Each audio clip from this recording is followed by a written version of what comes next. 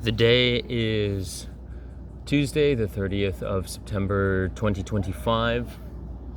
It's later than it should be, but I am starting nonetheless. I'm going to make this quick. I did check the previous recording. I took too long. I botched the reading. I got distracted. I lost focus. I put in words that weren't there. I mispronounced other words, this, that, or the other. Looking to be not particularly harsh on myself, steady, confident, and concise and quick this time around. Hopefully, last time was just some growing pains and warm-up for reading. I'm going to try and make sure that my fingers don't get too much in the way when holding the phone, in the way of the camera recording. That happened last time. So we finished with the fundamentals, section 1, the surprising power of atomic habits. Or sorry, wait. It's really hard to... Is this a subcategory? Is the fundamentals the chapter? But then why does it say 1 here?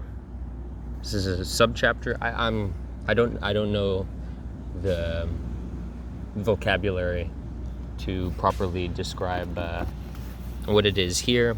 If I was taught in school, I don't remember it. I don't know what this is. This is a heading, right? These are bullet points here with the page numbers on the right, and presumably the chapters on the left. But then this is what would this be called? I don't know where we are. We did the introduction and all the fundamentals, finishing off on page, I believe, then that would be just before 59, so 58, right? So we're continuing with the first law, make it obvious. I guess that would be chapter 4, the man who didn't look right. So let's see, let's find that. 35, 83, 75. Okay, let's try. Okay, here we are. So let's just double check to see if the previous page was where we left off.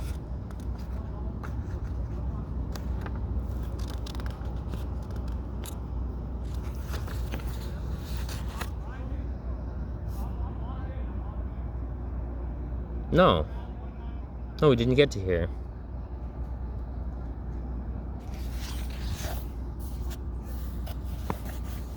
No, we didn't get to here.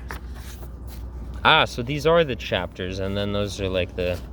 So where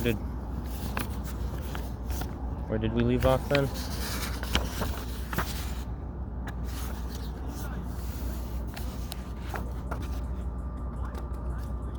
System of atomic habits, yeah. And this was the first chapter summary we saw. Habits are a double-edged sword. You don't rise to... And then, okay, so chapter 2. Here we are. Oh, wow. Oh, wait. So, I only read a chapter, and I confused myself into thinking that was a whole big section where the headers were. So I thought... I got a little bit confused. And I thought we read, or you can see my finger, all of this. The surprising power of atomic habits, how habits shape your identity and vice versa, how to build better habits in 4 simple steps. We only read the first chapter, the surprising power of atomic habits. We have not done how habits shape your identity and vice versa. So that means if we're doing 1 chapter a day, it's going to take considerably longer to read this book than a week. Nonetheless, this is the first book I'll try and read in full for recording. So here we go. Chapter 2. How your habits shape your identity and vice versa. Why is it so easy to repeat bad habits and so hard to form good ones?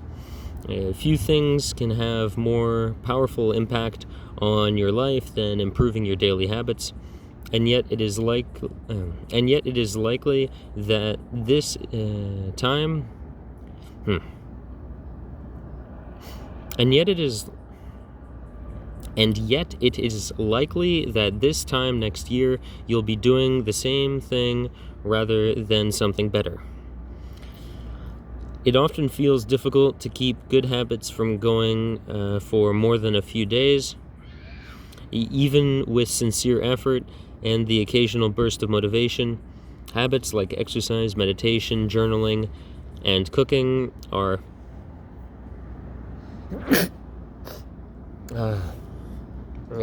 lots of pollen around these trees, and I'm severely allergic to tree pollen. And apparently, I'm also severely allergic to forming good habits, so I will beat my allergies. Where were we? Habits like exercise, meditation, journaling, and cooking are reasonable for a day or two and then become a hassle. However, once your habits are established, they seem to stick around forever, especially the unwanted ones.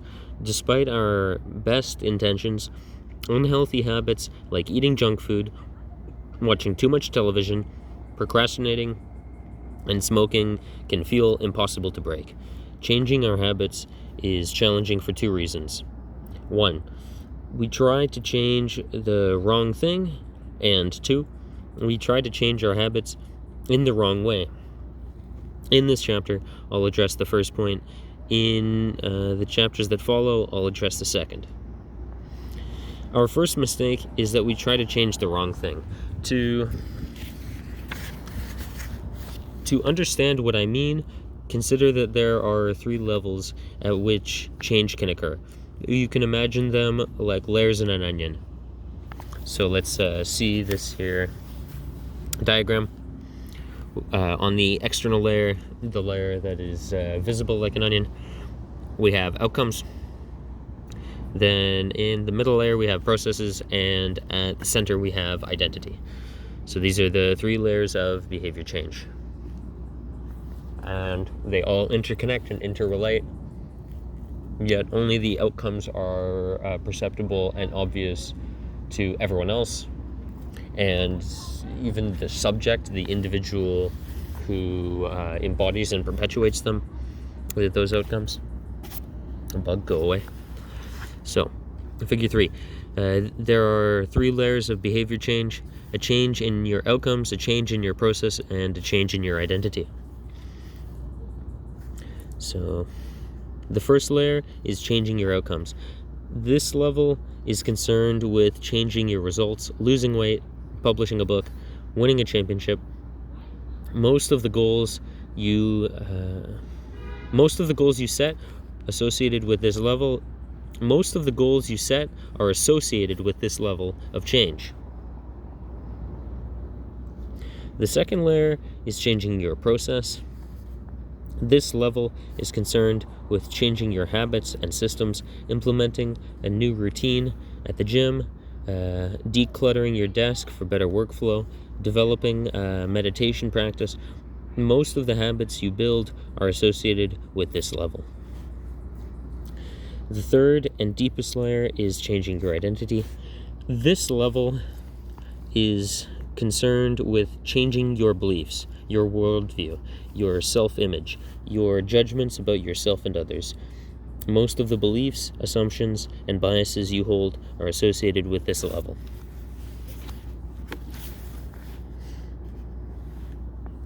Outcomes are about what you get. Processes are about what you do. Identity is about what you believe. When it comes to building a habit, now I'm starting to enjoy this book. We had the vegetables, and now has come the dessert. I'm really starting to enjoy the analytical and the procedural thinking. This is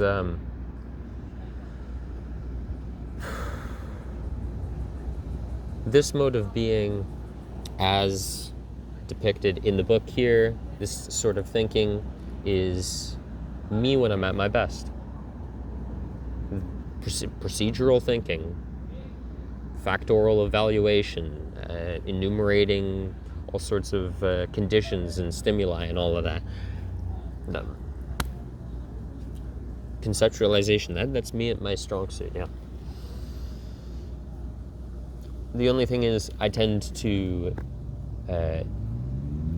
use that mode of thinking as a vice of relaxation and impractical philosophy, rather than using it when it counts. I use it when it doesn't count, and then I don't have it when it does count, kind of thing. So that needs to change. I need to use energy when it matters, where it matters, in proportion to what the circumstances and the conditions deserve. Yeah. When it comes to building habits that last, when it comes to building a system of 1% improvements, the problem is not that one level is better or worse than another. All levels of change are useful in their own way. The problem is direction of change. Many people begin the process of changing their habits by focusing on what they want to achieve. This leads us to outcome-based habits. The alternative is to building identity-based habits. With this approach, we start by focusing on who we wish to become. Outcome-based habits is the outcomes we already have feed into what we do and how we behave, then feed into how we perceive ourselves. Rather, the better way, as clear, is how we think of ourselves should affect how we behave, which is separate. There's a separate layer detaching. Starts with how we think of ourselves, and doesn't muddle and get interfered by outcomes. So even if outcomes are terrible, that should not inherently, instinctually affect how we perceive ourselves. And the identity is tied to the behaviors and the processes. It should not come from outcomes. Oh, there we are. There we are. There we are. Now, what should change our behaviors and not our identities is outcomes. If our identity is that we should behave in such and such a way, and then the outcome occurs, and our processes don't work on achieving that outcome, then it should change the processes, not the identity. There we are. There we are. Unless the identity is also wrong, and then you need to start fresh and from scratch. But if your identity is more or less, okay, you can have internal layer number 1 corruption, layer number 2 corruption, or layer number 3, or varying degrees therein. You can have pure layer 1 and spotted number 2 and horrible number 3. It fluctuates. It varies. Depends. Of course, the equivocator would say that it's likely that all of them are equally as good or bad in a given person, if they are good or bad. Or someone would say that no one can ever have good layers throughout. These are the caveats that I get from dealing with all sorts of unsavory, non-productive thinkers that poison me with conditioning me to think about what they would say. The people I've interacted with and all their pitfalls and caveats, and oh, but you didn't think of this. Yeah, well, no, I can think of that, but now it's almost all I think of is the pitfalls and the caveats, because my mind's been just poisoned by these non-productive people thinking. Like the types of people who would say, yes, well, if the enemy has one guy with a spear, you can never then bring mounted horses, because, well, the horse loses to the man with the long spear. That's not how life works. That's not how life works. Just because certain things have and can go wrong or become compromised doesn't mean you just wash your hands and absolve yourself of it. You still have to go on and pick yourself up and dust yourself off, rather than just give up or accept and become complacent with everything being compromised and just, it is what it is. It can never be, things can never be set straight. Let things always be as cursed as you find them. Fuck that. I refuse. I refuse. Figure 4. With outcome-based habits, the focus is on what you want to achieve. With identity-based habits, the focus is on who you wish to become. Who I wish to become.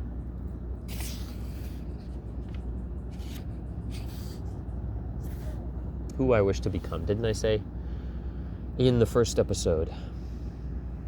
A man of self-control, a man of commitment, a man of discipline and restraint.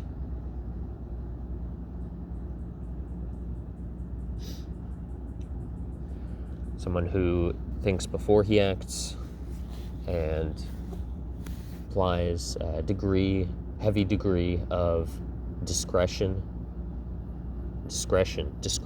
with decisions and actions. Discretion is the key word. Discipline and discretion.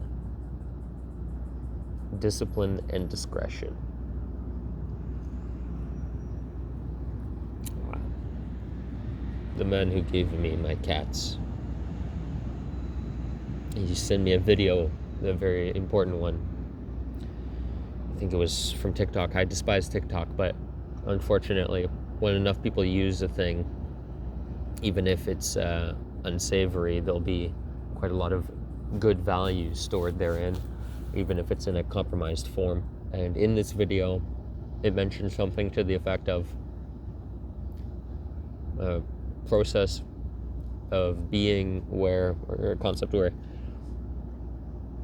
you need 4 steps to fulfilling or achieving or embodying success on a certain subject. You need to have a high frequency of thought on the subject. You need to have, so you think about it often. How often you think about it then has a long duration. In that duration, the amount of force you put behind the thought has a high intensity.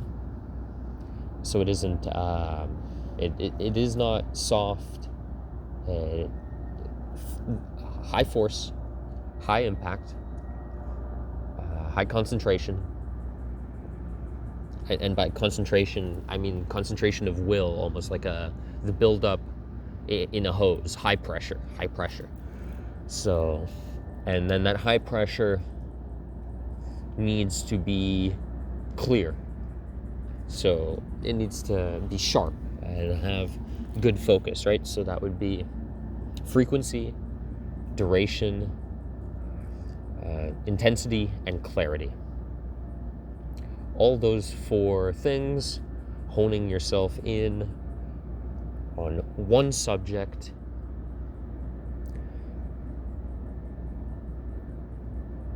means that you've given it your best shot. And then, of course, applying all of that, how many shots are you going to give? How long are you going to give it shots for? What's the force behind the shots and the accuracy behind the shots? to hit the target long and hard, right on point. All of that thinking, yeah, sure, out of the moment, I can think about the concept, right? But when it comes time to use that system of thinking on the subject, I become flustered. I forget myself.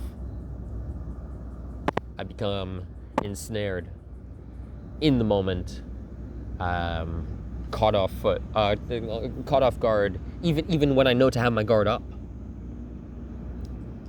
Even when I know what the situation calls for, it's like, I don't know. It's like you're getting chased by zombies or something, and then you're at a door, and then you're like fumbling for your fucking keys. I just fumble. And when it comes time to apply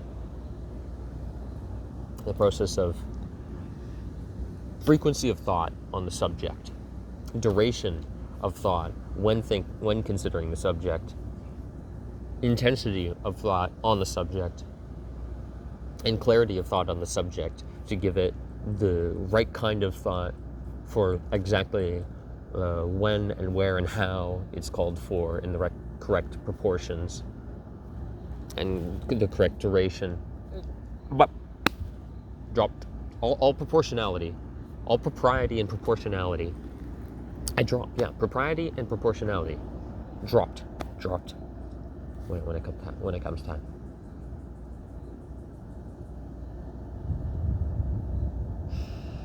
I love the breeze. The breeze makes life almost bearable. Almost bearable. A beautiful night. What a beautiful night. Words can't describe how beautiful this night is under this tree.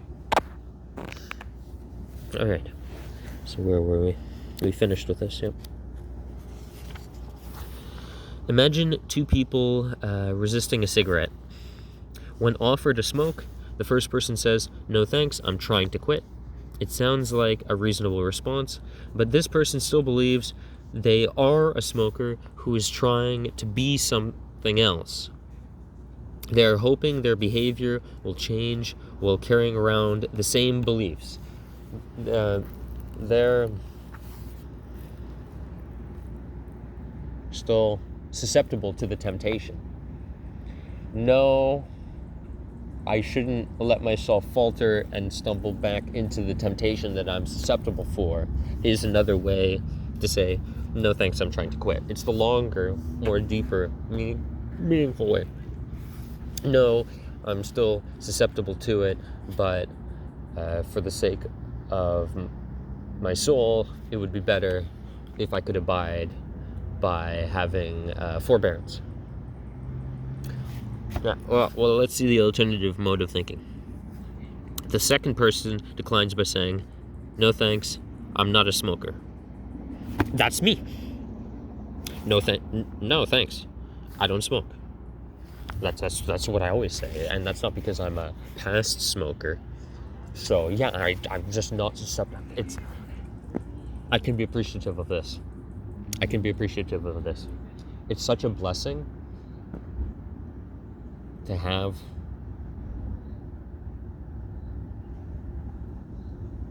so few weaknesses. But the weaknesses that I do have are colossal in the scope of their consequences and the scale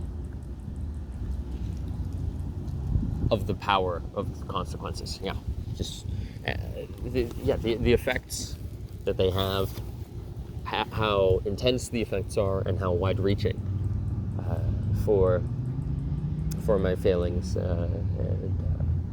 Well, let's see, what are they?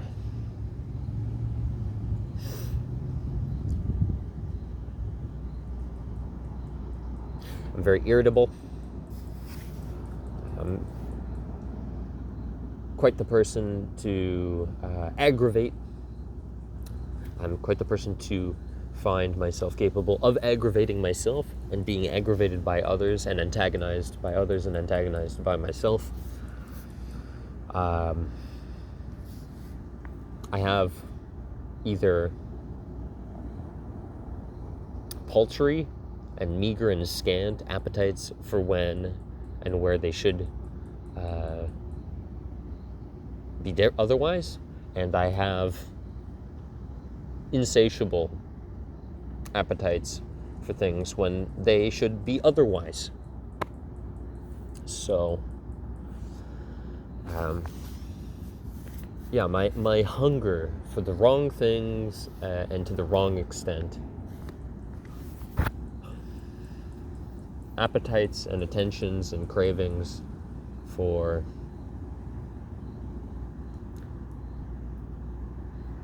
the wrong things.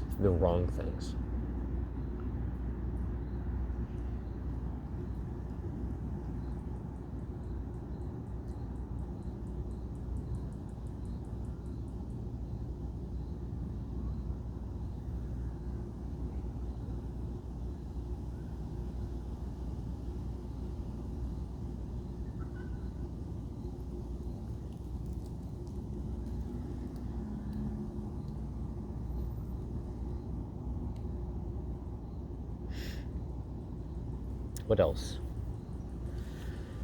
So I'm combative, which say some of these things it's hard to see. Oh, they are a benefit and they are a vice and virtue in the correct proportions. So yeah, I have the incorrect proportions. I'm disproportionate. That's my greatest weakness. Disproportionate in how combative I am to how severe things can aggravate or upset me in a non-productive way, in a destructive way, in a way that sabotages and compromises me rather than emboldens and builds me up or gives me something to strive towards to remedy or rectify things. The problem will just gnaw at me corrosively. So that's the bitterness. Yeah, I'm just a corrosive sort of man. Now, corrosion can be helpful to cut away weakness, but it can also, corrosion is helpful to a very limited degree. But in excess, it's utter ruin. I'm a corrosive man. That's my but in all regards. And so I need to rein myself in because it's my true nature. I'm not going to be capable of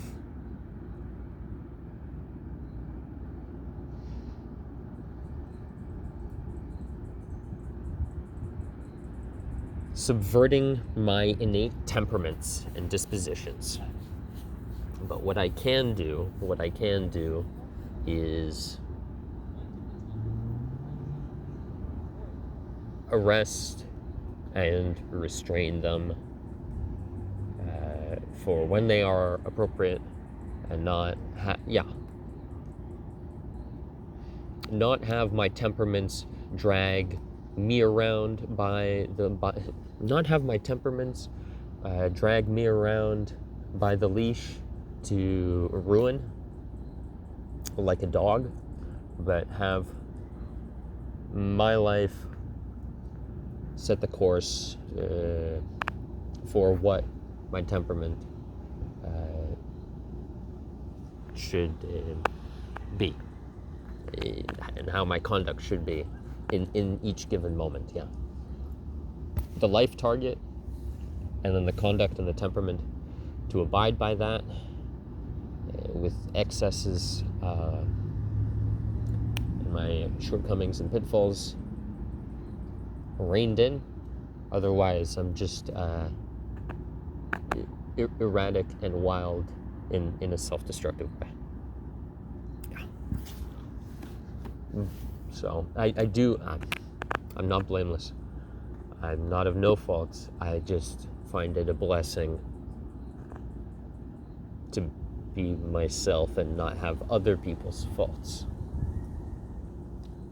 or shortcomings or weaknesses, that I'm not a gambler, for example, or that I'm not a smoker, or that I'm not a drunk or druggie,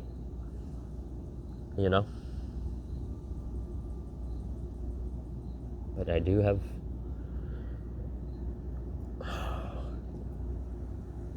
have my weaknesses of being corrosive, but being corrosive as I am,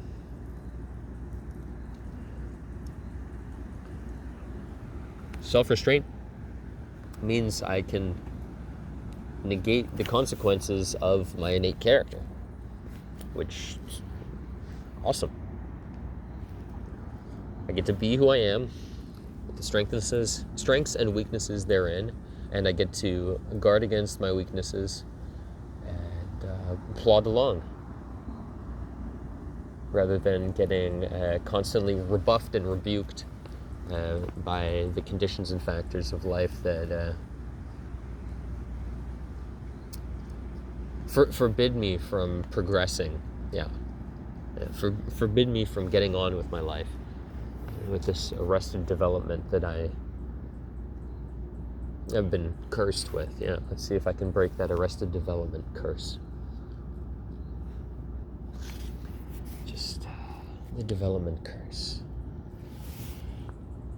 How do I overcome the gnawing feeling in my heart that the more I develop, the more I encounter, the more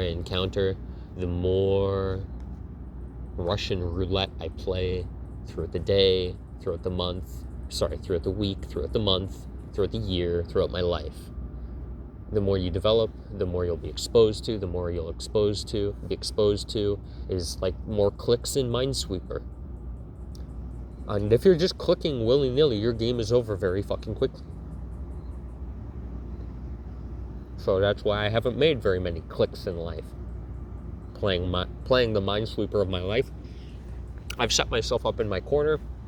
I have my, 3 boxes emptied, and a few guesses at where some mines might be. And I only probably know about maybe 10% of the possible mines out there, or in other words, ways that someone can be done in, and mistakes and modes of conduct to avoid, to be able to get on with life. But the more you progress, the more you develop, the more you achieve, and the more you strive to achieve, it seems to me, inherent one-to-one, the more mistakes you'll make, the more mistakes you'll be susceptible to make, the more mistakes other people can have gains from you making, because one person's loss is another person's gain in many regards, not in all regards, but in many regards. So causes me to have a deep sense of foreboding about developing and progressing further. I have to get over that somehow.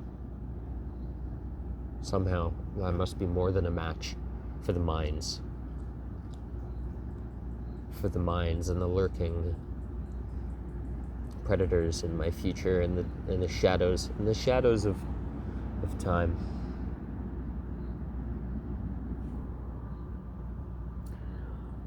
And then again, I am a specter in the shadow of the future of myself as well. I'm also one of my own minds. So every time I make clicks, I also might go off. Other people might not go off on me, other things might not go off on me, but I might go off on myself.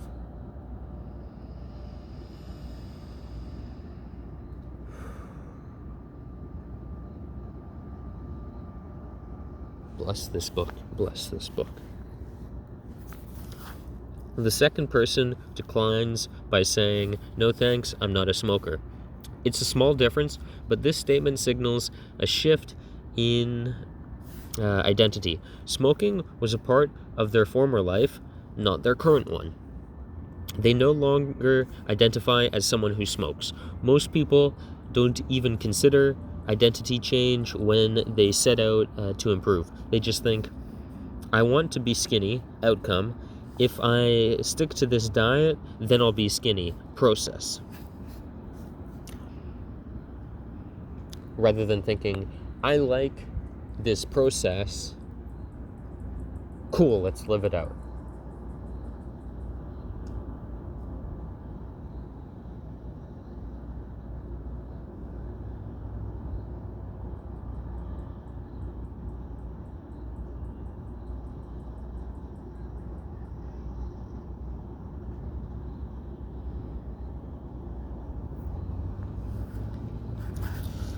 They set goals and determine the actions they should take to achieve those goals without considering the beliefs that drive their actions. They never shift the way they look at themselves, and they don't realize that their old identity can sabotage their new plans for change. Yeah, that's the identity thing of Mr. Dread for Encounter. Me being Mr. Dread Encounter. Dreading to encounter others, other experiences, other people, other interactions, what have you, other developments, but then also being a dread for others to encounter. Yeah, my identity is the corrosive dread encounter. Where it's fencing with landmines, yeah. Fencing with landmines. Which sabotages any new plans I might have for change and improvement.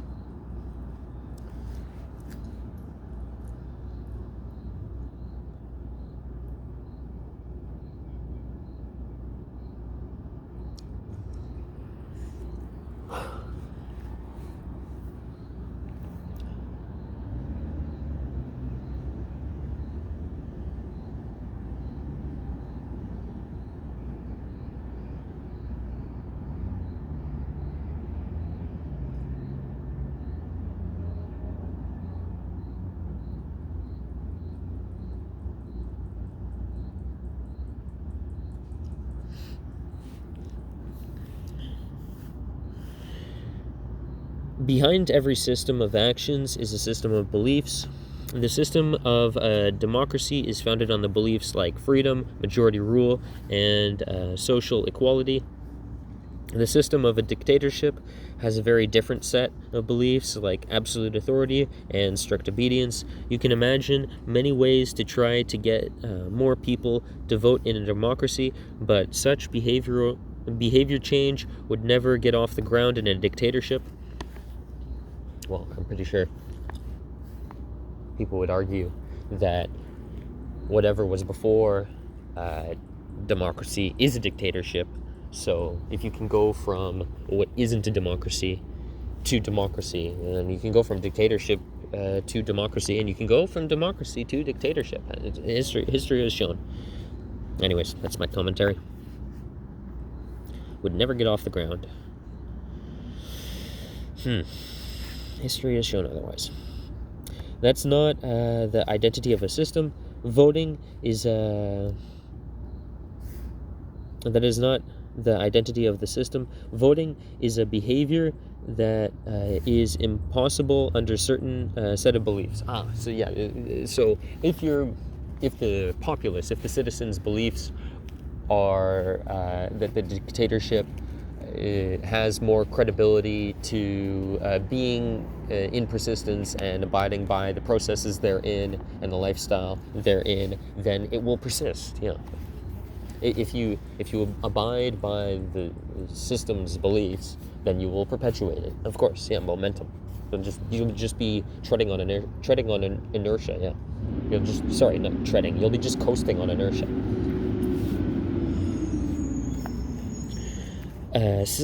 A similar pattern exists whether we are discussing individuals or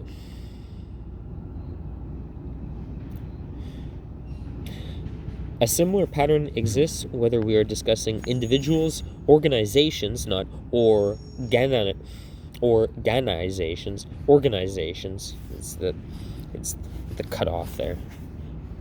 A similar pattern exists whether we are discussing individuals, organizations, or societies. There are a set of beliefs and assumptions that shape the system, an identity behind the habits. Behavior that is incongruent with the self will not last. You may want more money, but if your identity is someone who consumes rather than creates, then you'll continue to be pulled towards spending rather than earning. There we are, yeah. Money is only, supposedly at least, earned and accumulated more than is lost by generating more value for others than you take in. Supposedly, that's the capitalist theory. As we can see with some building inspectors, it all might just be huff and puff. And the systems, just like how, what do you do when you have a communist system, but then people are untrustworthy and unfaithful to that system? Okay, well, what if you have a capitalist system, money exchange, accumulation of value, and profit for you, profit for me? What if the system doesn't matter when there's cheaters? The system caves in. No system is immune to cheats and cons and people who are corrupt and underhanded and slimy and sleazy. So it's like, your system's trash. Well, some systems are inherently more trash than others and lead quicker to worse outcomes and have less inborn tools and defense mechanisms against foul play. But what being or what form of being is immune to entropy? Nothing. Not even stars are immune. Not even the vacuum spots in the vacuum of space are immune to black holes. And you're supposed to tell me that some sort of social structure or philosophy should be immune to entropy and corruption and cheating and this and that? No. The idea would be to depend as little on systems as possible and rely as much on the goodwill and fine, astute character of your fellow man, of your own kind as possible. That's the best system, is as little a system as possible. The best organization possible is when you hardly need any organization at all and hardly need any planning at all, and you can just trounce every goal that can be set before you with hardly having to establish a system or go into details and into the minutiae whatsoever. The best system is as little system as at all to achieving things, No one can argue to me that it's advantageous to have to engage in arduous logistic systems and blueprinting and schematics and what have you and timetables to make a skyscraper. It would be just magnificent if you could just think, yes, we want a marvelous building. What does it look like? I don't know. It'll be made. And then all the people with all the materials just of their own accord decided to bring them in the right amounts at the right places at the right times, and then the people who knew how to put all those pieces together in the right configuration just did so.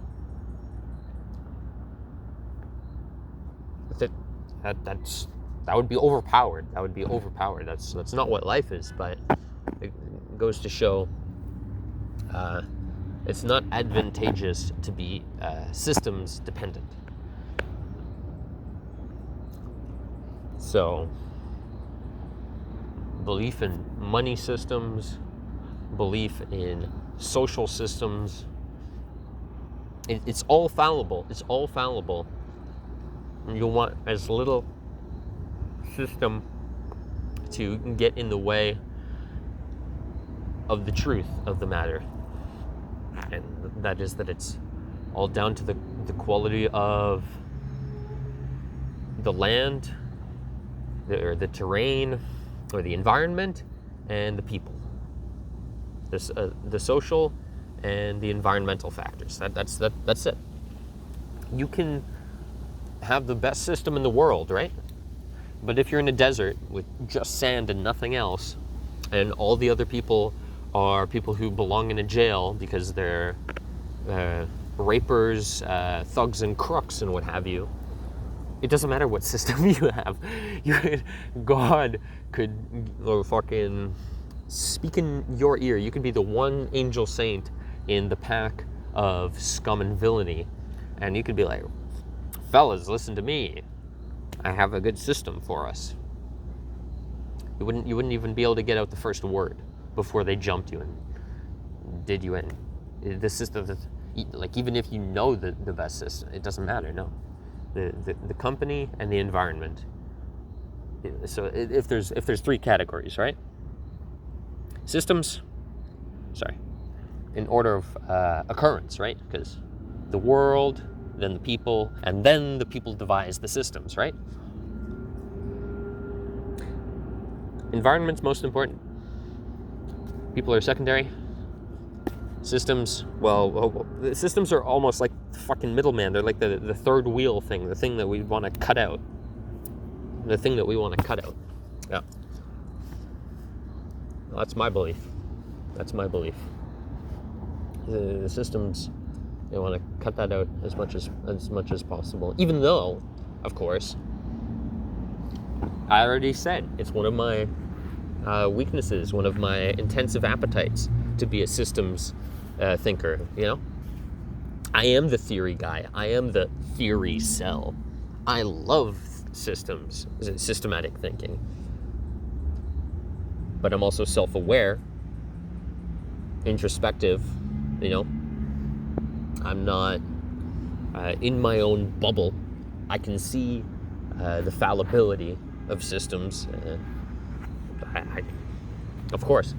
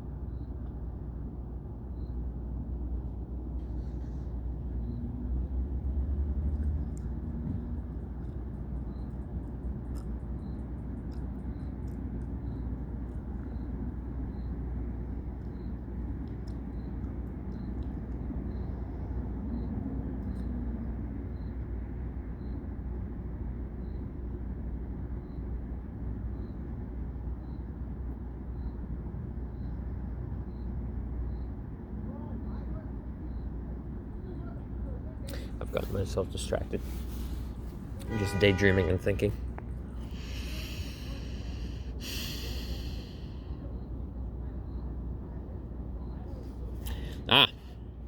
Here we are.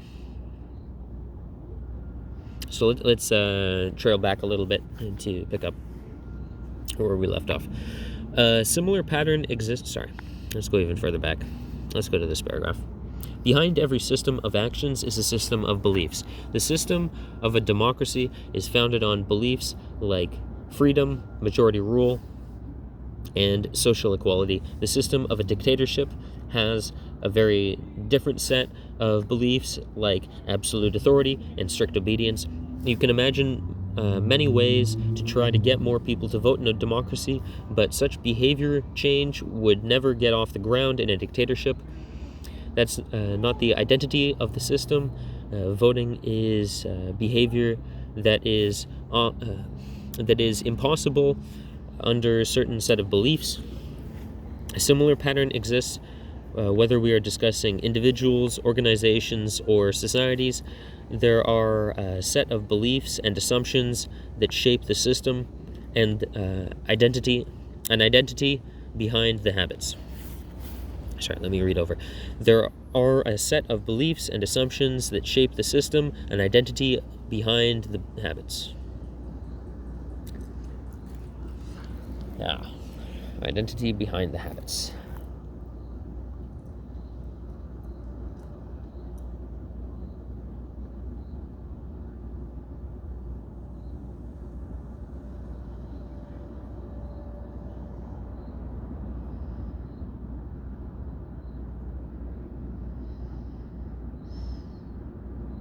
Identity behind the habits. We went over that, and we went over systems, so let's get on with it. Behavior that is incongruent with the self will not last.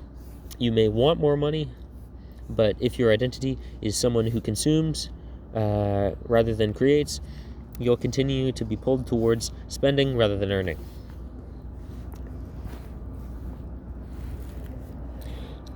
Fair.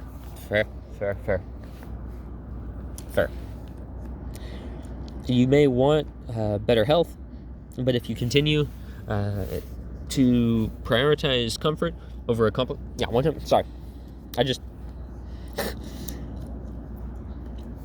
You may want more money, but if your identity is someone who consumes rather than creates, then you'll continue to be pulled towards spending rather than earning.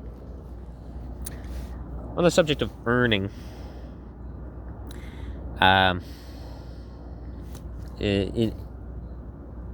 and creating rather than consuming versus creating, and spending rather than earning. All of that. How do you advertisers or bankers or lawyers or online harlot prostitutes or pharmaceutical drug manufacturers, that mark up their product because they have the police and the military on their side to enforce whatever prices that they decide to set.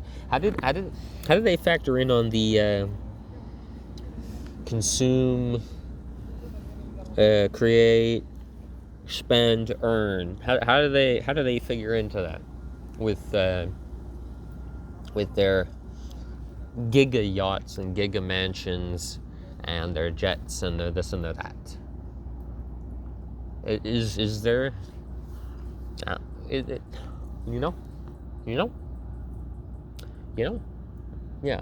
fancy cars? No, I'm not saying no one should have.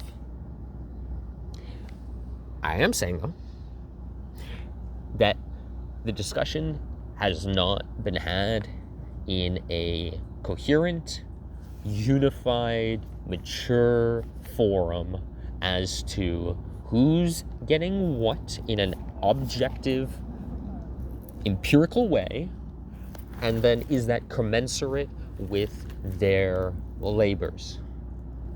That discussion has not been had, and it's because, of course, the subjectivists will hide behind their subjectivity shield as though it can never be smoted or stripped away from them.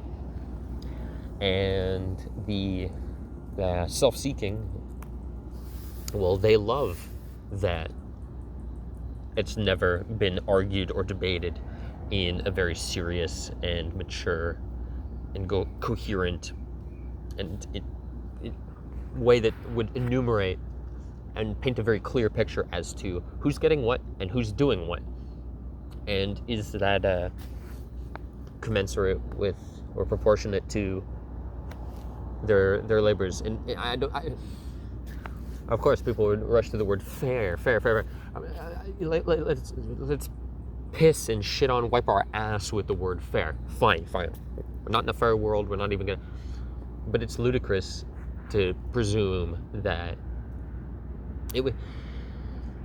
we've just moved from, oh yes, why are you dominating society? Ah yes, because God wills it, to, oh well, yes, why are you dominating society and why do you get all the riches and the wealth? And by all, I don't mean absolute all, but effectively and comparatively all. You know, there's everything is relative and proportionate and comparative, and effectively the wealth concentrates, and it's not been argued coherently, in my estimation. Yes, you get this, and this. Oh, wait, how much do you need, really materially need, to fare well and do decently? Okay. How much could everyone have, let's just say, if we wanted universal material equality, right?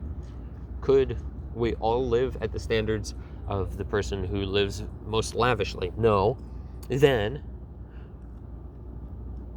are we cool with some sort of hierarchy of lesser and greater, and then how many tiers are we going to put, and how are we going to determine if someone should be in a certain tier and if they should stay in a certain tier, and if so, for how long, and what they should have to do to justify or legitimize or earn that position? Because we talked about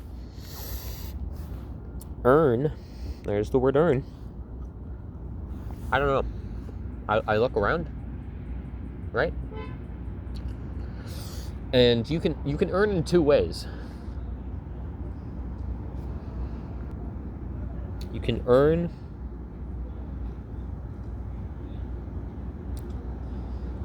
just outcomes and unjust outcomes. Everyone intuitively in their bones not only has experienced this, but knows this from other people's cases in history, or friends or family or neighbors or coworkers who perform well, right? I'm not one of these people, by the way. I'm not saying that I'm getting exactly, this is not a pity party, right? This is actually me vouching for others, not me vouching for myself. Let's say I deserve to be in a dumpster fire, a gutter, right? Fine. But we still have this system of earning and consuming rather than creating, and how much do you get to consume versus how much do you create and all that. What about the people who create an awful lot and consume very little, contribute a whole lot and get a whole lot back? And we might think, yes, well, plenty of these people are of the character and nature that they would be fine consuming very little, and they wouldn't be very fine contributing or creating very little, right? So the outcomes are equal and proportionate, nearabouts to a way that would satisfy the productive and industrious individual in that case. Fine. But is that most cases? And is that sustainable? Is that viable long term, really? I'll give a few examples. Is it viable and sustainable long term that doctors and nurses should be on the front lines dealing with people who are going through the worst phases in their life, if not the worst phases of soon to be, or the stages of their death, or otherwise averting that, as we've covered in this very book that I'm reading? What about police? I'm not favorably disposed to police, right? Police aren't particularly favorably disposed to me, right? But I'm friends with a police officer, or at least he's on my friends list, and we have played games from time to time and chatted about life and philosophy and this and that. and I've tried to help them improve at the game and what have you. And I'll be the first to admit, right? It's sort of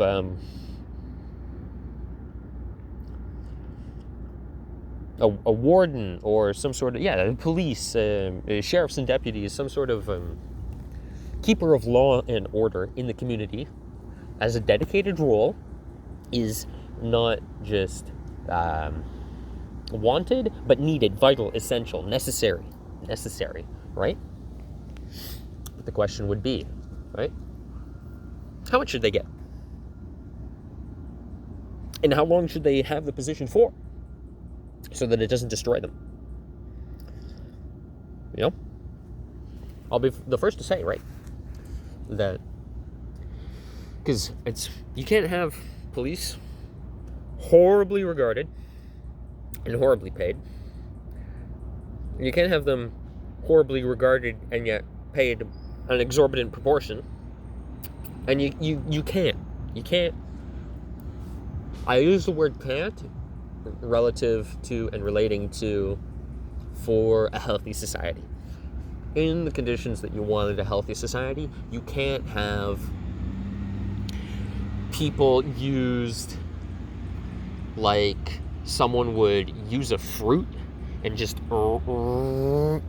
strip it bare down to the stem, down to the husk, until there's no juice, no fruity flesh on it, and it's just bare.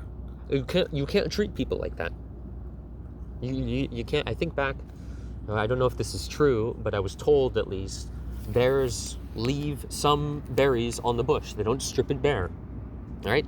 It's sustainability, longevity, being in a functional ecosystem.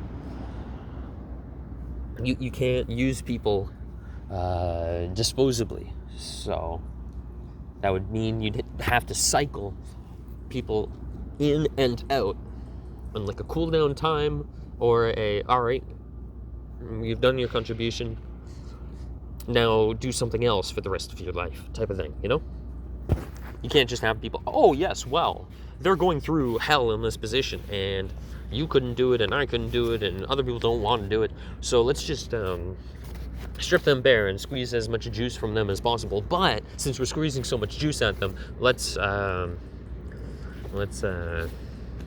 credit them. Let's what would the word be? The word escapes me. Yeah, let's pay them back, I guess. A word for pay them back for their labors. I have a foot cramp.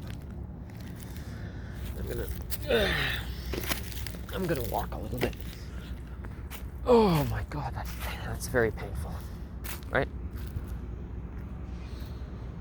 Imagine we made it our priority in society.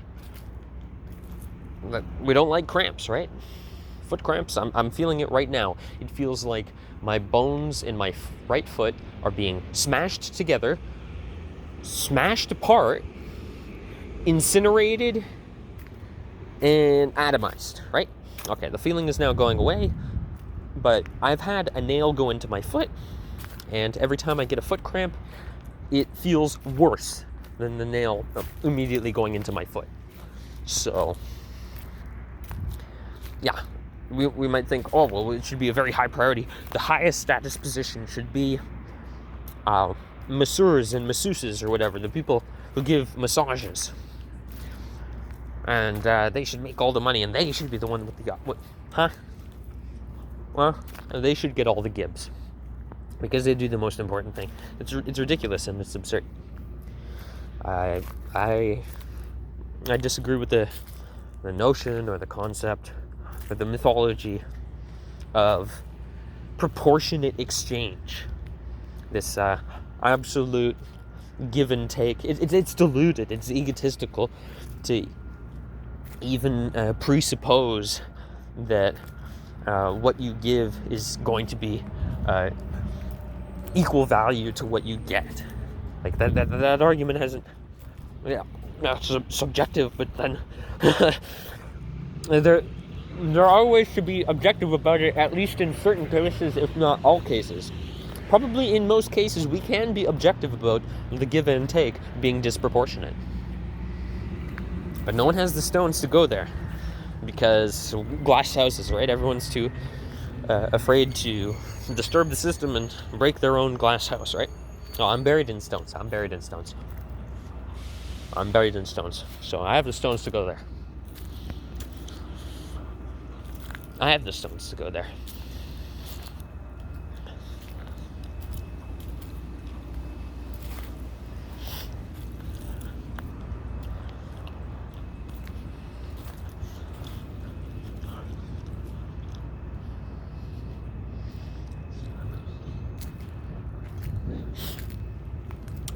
stones to go there in stating that the equal exchange thing is an egotistical myth used, and now I'm coming to the point finally, to the purposes of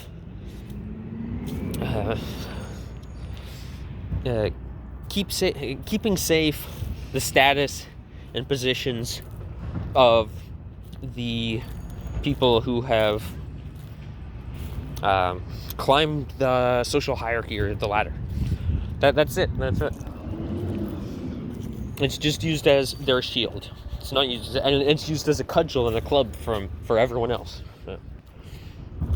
The myth of equivalent exchange and justified give and take is just used as a club and a cudgel against those who aren't of high status, and a shield for those who are of high status.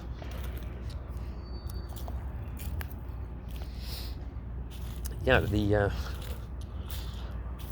the create-consume dichotomy is the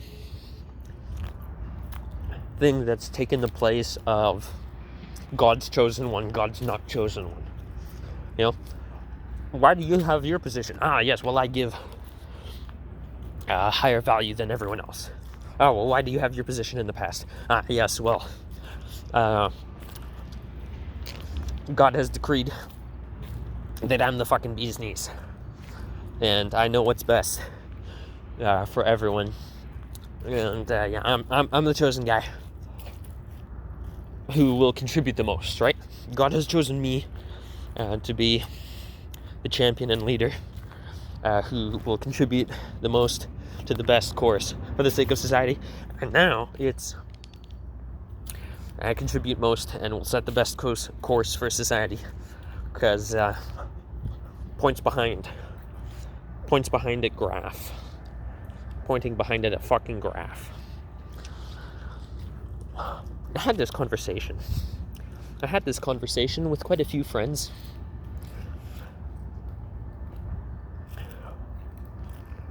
What things cannot be quantified? How many facets of the human experience and of life can be quantified? For example, let's say, right, that you're in a team with bakers, and you want to sell the most muffins, right? Okay. What are the different tasks and labors and roles and positions that there might be? Well, there's going to be the person who cleans up. Now, people who do other jobs might do a bit of cleaning themselves, but there'll be someone who does the majority, or the bulk of the cleaning. There'll be the person who sells the finished product to prospective customers, or delivers, and then there'll be someone maybe who also delivers finished product to customers, and there'll be people who bring unrefined materials to make into products, right? There'll be all these different contributing. How do you, it's really easy, right, to graph and chart someone who, I don't know, drives X amount of tons or kilograms of flour from one warehouse to the bakery, right? What about the person who handles rowdy customers, right? I was an assistant baker, right? I wasn't concerned much at the front with sales, right? But what's the equivalent exchange? Like, how do you enumerate all these facets of life? It's absurd. How do we determine the value of the labors of the cleaner in relation to the customer service, in relation to the person who's mixing the fucking dough, in relation to the person who's cleaning out muffin tins and putting them into the oven and setting the temperature or something? It's ridiculous. Saying it sounds retarded because it is retarded. Another one. I always like bringing it back to simple terms, right? Simple paradigms, because if you try and do anything sophisticated or complex, people will say, yes, well, it's not like that, and I can't see how that's, you can't compare those two. Those two are two entirely unrelated. We're talking about the notion of equivalent exchange and value and profit and loss and consumption and creation and all that. Okay. If you're in a team of foragers, right? And someone gets to a really good spot before you and they get all the mushrooms, right? They pick them all, and then you show up and then their basket's full, and then you go, fuck. Okay.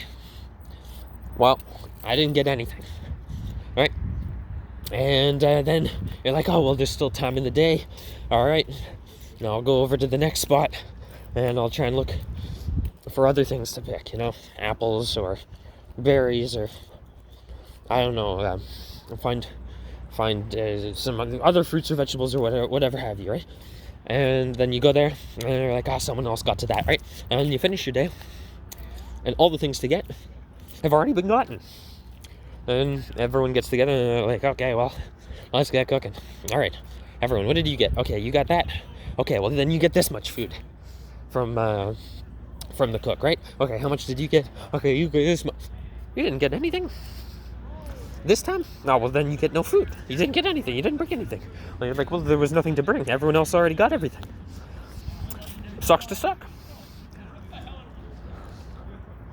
Sucks to suck. Sucks to suck, right? That incentivizes, though, the person who does with little or without to sabotage or be conniving, right? If you create a brutal, harsh system, you incentivize scum, villainy, conniving, deceit, and trickery, among many other things, probably that I don't even have the words for or can't think of in the moment. So, I'd hazard against going there. Another one, if you're out hunting, right? Does the guy who keeps the tiger at bay with the pointy spear, how much meat does he deserve if he doesn't get the killing blow, but the guy with the bow who gets the killing shot does, Well, they're all part of the team. Did they get split it equal, 50-50? Does the biggest guy there, does the guy who found the animal when they went hunting, how much of a cut does he get, If the person who found it but didn't kill it, or didn't keep it at bay, or didn't trap it, It's retarded.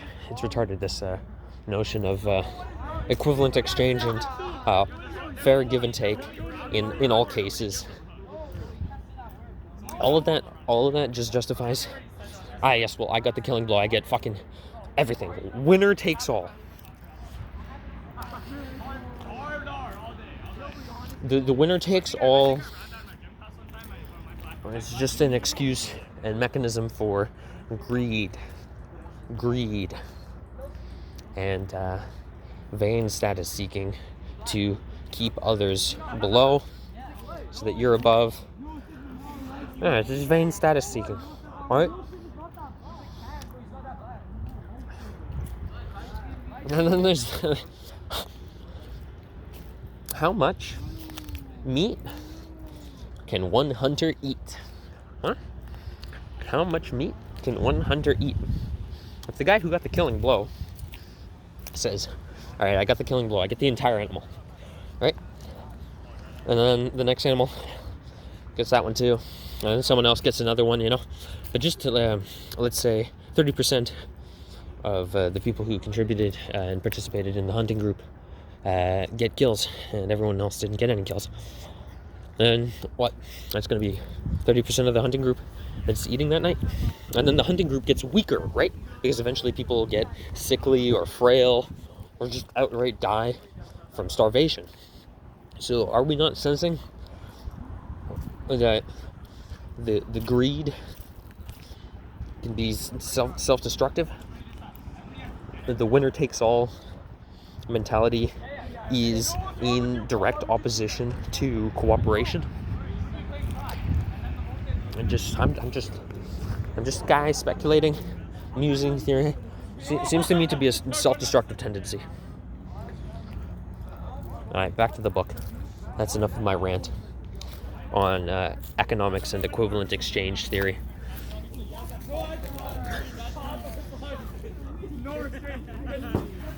His neighbors can hear it, bro.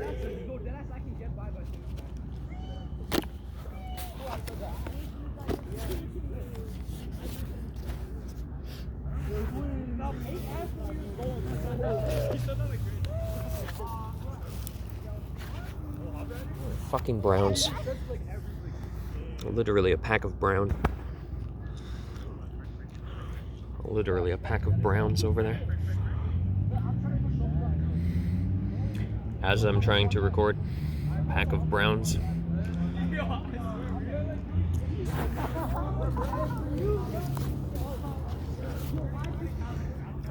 I literally tried to find a shaded, little bit light, secluded spot in the area and get fucked, apparently.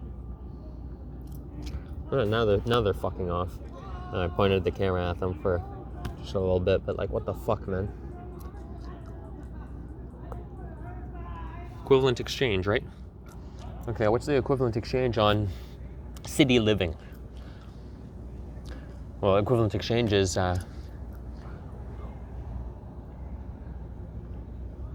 just thuggery, just brute power thuggery of, what are you going to do about it, bitch? You aren't God, get fucked. Make your own society. Or go out into the wilderness. Become your own king. Just make your own shelter, get your own food, your own medicine, your own science, your own industry. You just give me magic of what? You can't make your own fucking society out of thin air? What, you hate the city living? The claustrophobic, cloistered fucking hellscape where there's no fucking proper space or peace of mind, and you're surrounded by people you detest and who detest you? Huh, wow. Get fucked. You're not God, so you just deal with it. And by deal with it, they mean don't do anything about it and just suffer and bear it and grin type of thing. Oh, that's the...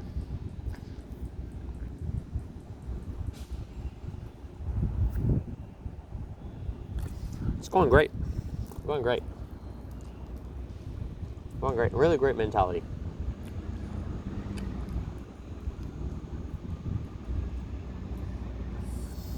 Really great mentality. Oh, what? You have problems with the world? Oh, but you aren't God?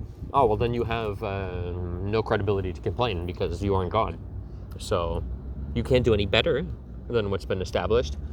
And you can't make something else that you'd be entirely satisfied with on your own. So, tough.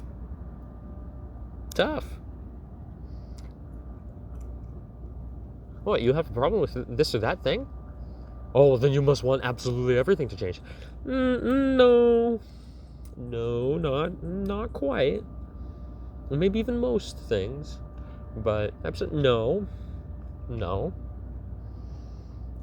Oh, well then you must have thought that nothing was ever good. No. No. Nothing was ever right. No.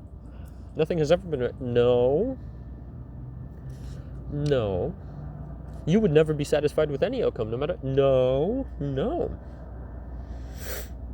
All of that is cope. All of that is status quo cope.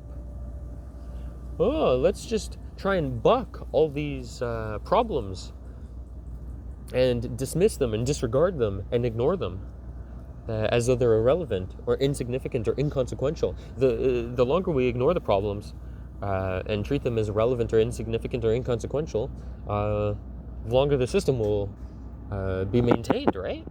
The system can be maintained with too big to fail. The system has no faults. It's so gigantic, it can just quash all concerns and consider. It can just roll over its own cracks to reincorporate itself. Yeah, of course. And reconstitute itself. The system is blameless. It's faultless. It's never the system. It's always the individual.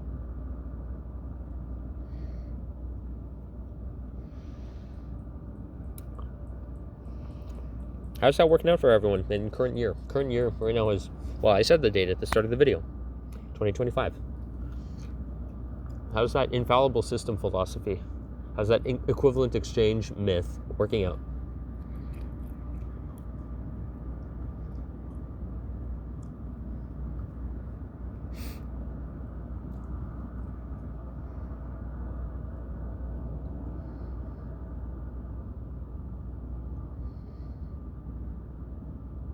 Oh, one thing I didn't touch on equivalent exchange, sorry, is, let's suppose, right? Let's suppose, because this is gonna, it's at the edge of my ability to articulate, right?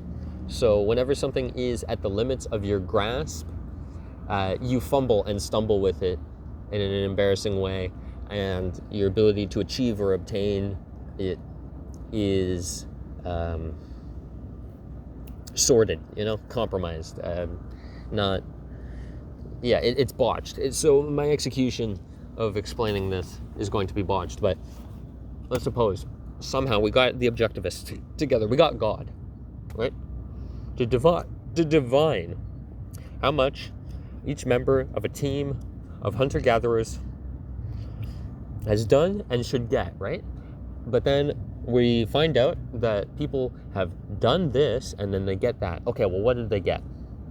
And then we find out that what they got wasn't even enough to live. Just not live as a subsist, like not die today and live the next day, right? Not off of what their previous stores of resources were in their body or outside of it, but what they accumulated and got that day to use and consume that day to go on to the next, right? We found that they contributed this much, and then we got God to objectively determine what they should get. And if we determine what they objectively should get, and it happens to be insufficient, okay, they should just die. Okay. Well, where does that leave that person? Should they just roll over and take it? Kind of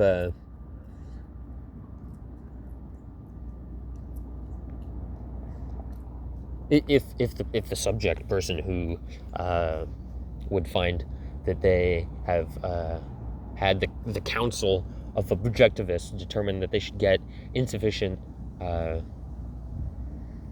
resources even to perpetuate their existence and subsistence for one day further based on their contribution. Well, I don't have the word for it. Shouldn't that, like, I can picture it in my mind almost, right? Where almost like in Grand Theft Auto, right?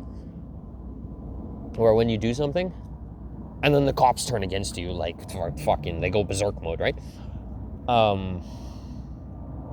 Shouldn't someone who's determined by a system to not get sufficient resources to subsist or exist, shouldn't they just go berserk mode? Shouldn't they go erratic and manic and destructive? Shouldn't they like lash out brutally, viciously as much as they can? And again, I'm not saying this is me. I'm actually quite well provisioned, especially compared to most of my life, right? That's not me. By a long stretch, especially in comparison to most people who have existed.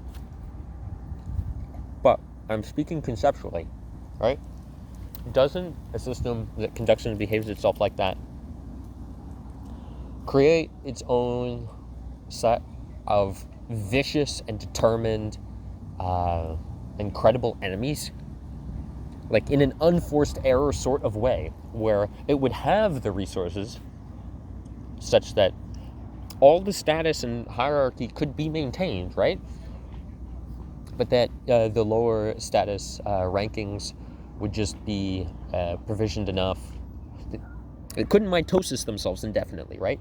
If you're gonna fuck your sister's cousin's nephew's next door neighbor infinitely, such that you overpopulate, and the resources that are allocated to you for your societal contributions then prove to be inadequate for your fucking infinity family. Okay, sure, yeah, you fucked yourself. You deserve that, right? But I'm saying for people who behave in propriety, right, and are strivers and are ethical and conscientious to a mediocre degree, right, but then find themselves to be low stat. And not you're just thinking about yourself. I'm thinking conceptually about the lower stat. I don't care where I am. I'm not even on the map. I'm not even low stat. I'm sub low status, right? I'm the outcast, right? I'm not thinking about myself. I'm thinking systematically. I'm thinking conceptually about the different exchanges and the consequences of certain types of exchanges based on contributions and available resources, right? If the system determines objectively by a council of elders or whatever have you, or experts, or God, that some low status set of people or individuals have contributed this and should get that, and what they get is not enough even to subsist, shouldn't they just go berserk and maniac and destructo mode? They have no incentive to do anything else. You only live once, right? And the system has determined and set itself against those individuals, right? They're not in favor. They're not favorably disposed to the plight or the circumstances of those individuals. And this is all presupposing that the resources would be available to them. If the resources aren't available to your lowest contributing members of your party, then obviously, you do with what you have for your most successful. Obviously, you wouldn't compromise and have your most successful hunters and gatherers get like 500 calories and hardly any macro and micronutrients, just so that everyone could get fucking 500 and everyone could be equally fucked. That's just fucking retarded, right? But in the circumstances, right, where there are sufficient resources to go around, and I think in current year 2025 we're there, right? I've had this conversation with the German woman. I've had this conversation with the German woman. And then we got into this, oh, well, it all depends, and sometimes it's this and sometimes it's that. It's never mostly one or mostly the other, or always one or always the other. I'm saying, in the past,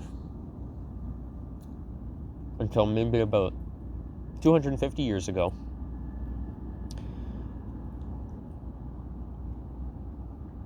It was environmental and nature factors that were the determining and paramount strain and pressure and threat on man's continued existence, right? Environmental factors. But didn't I say, oh yeah, there's another, social factors. So now, the wolves are all like fucking dead and gone mostly and extinct, right? And the saber-toothed tigers are fucking dead and gone. And the woolly mammoths, dead and gone. All these sorts of diseases, well, we got penicillin and this and that, and we got medicine, dead and gone. So we've handled, no, of course, earthquakes, tornadoes, we don't have solutions to that, but maybe they could come along. But they're, as another one of my friends said, in his worst case, absolute peril hypothetical, no, we're not all constantly getting raped by tornadoes and floods and tsunamis and hurricanes and fucking meteors. No, it's not actually always the worst case scenario, and it's not a fucking reasonable or plausible that has ever been the case, right? It's not reasonable or plausible that that's ever been the case. So now I'm saying the threat to man is social factors, man's socialization and quality of socialization, or lack thereof in quality of socialization. That's the greater threat than, I don't know, fucking wild dogs with rabies. We have fucking AK-47s. We have AK-47s. We have shotguns, right?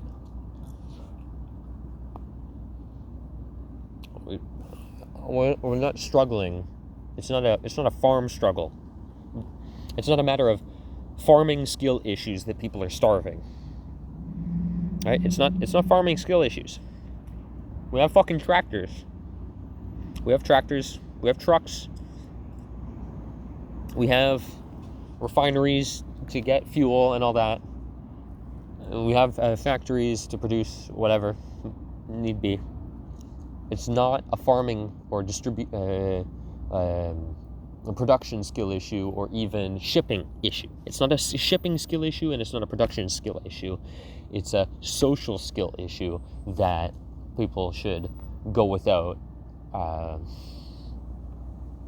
in that way and starve and die, right?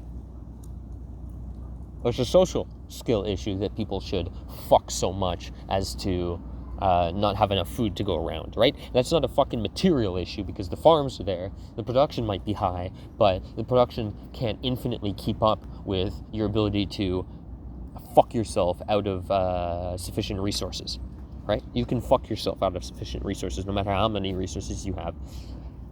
In the same way, no matter how many wise men you have, as I was told by family, right? One idiot can ask so many stupid questions that infinity wise men can't answer them, right? So you can always have high resources, but your ability to outpace high resources will always be infinitely greater than your ability to have resources. And even if that isn't the case, there will be social factors that get in the way of any sane distribution or allocation of those resources. That was my point. So the social factors, we need to deal with. We dealt with the environmental factors quite well. Now, with perfection and the enemy of good. No, we haven't solved the threat of the sun going out and the earth losing gravity and warmth, right? We haven't solved what if aliens attack or meteors hit the planet. We haven't solved all diseases, or the tectonic plates shifting and fucking everyone over and destroying their homes, or mass fires or floods, right? But we've solved enough material things that the disproportionality of the other side of the coin in the two sides is the social factors. There's the environmental factors, right? Like animals and diseases and natural disasters, meteors or what have you, the sun going out. I don't mean like going out to the other side of, or us going around, rotating so that the earth is facing the other side, and you don't see it. I mean, the sun isn't there anymore because its fire has been extinguished by itself. It's just ran out like a candle. Okay, we don't have solutions to those, but then realistic and rational and practical minds should think, okay, well, what's the biggest problems and the easiest problems that we can solve? And to me, it seems that it should be an easier problem for us and more immediate problem for us to solve. The equivalent exchange and resource distribution and allocation myth, and the don't mitosis and outfuck and outpace your ability to produce resources curse. That is a more immediate and practical thing to address than, what happens when the sun goes out, or fucking diseases come by, or tectonic plates, or fucking forest fires, or this or that. To me, it seems infinitely more important to address not using or making or having any nuclear fucking bombs anymore. That is well within our control. Well within our control. Things that are and are not immediately within our control should be addressed first, that are our greatest perils, not things that are out of our immediate control. That's just fucking rational, right? No, I don't always act on that. I am a far-fetched and grandiose, high-minded, dreaming thinker, right? So I don't practice what I preach, by and large, but at least I can point out the sensible case, right? Regardless of whether or not I embody it and live by it, I can at least point out there's a sensible case. People will be, you are not abiding by your principles and your rationale. Yeah, but it's still over there. It's still there. Me not being there doesn't make it disappear. The sensible case remains whether I am in the sensible spot. Social factors. Not having nuclear bombs to use anymore, or the interest in using it on each other anymore, Yeah. Like I had the conversation, like, give and take. If the moon was like in Destiny or something, right? A magical fucking sphere, right?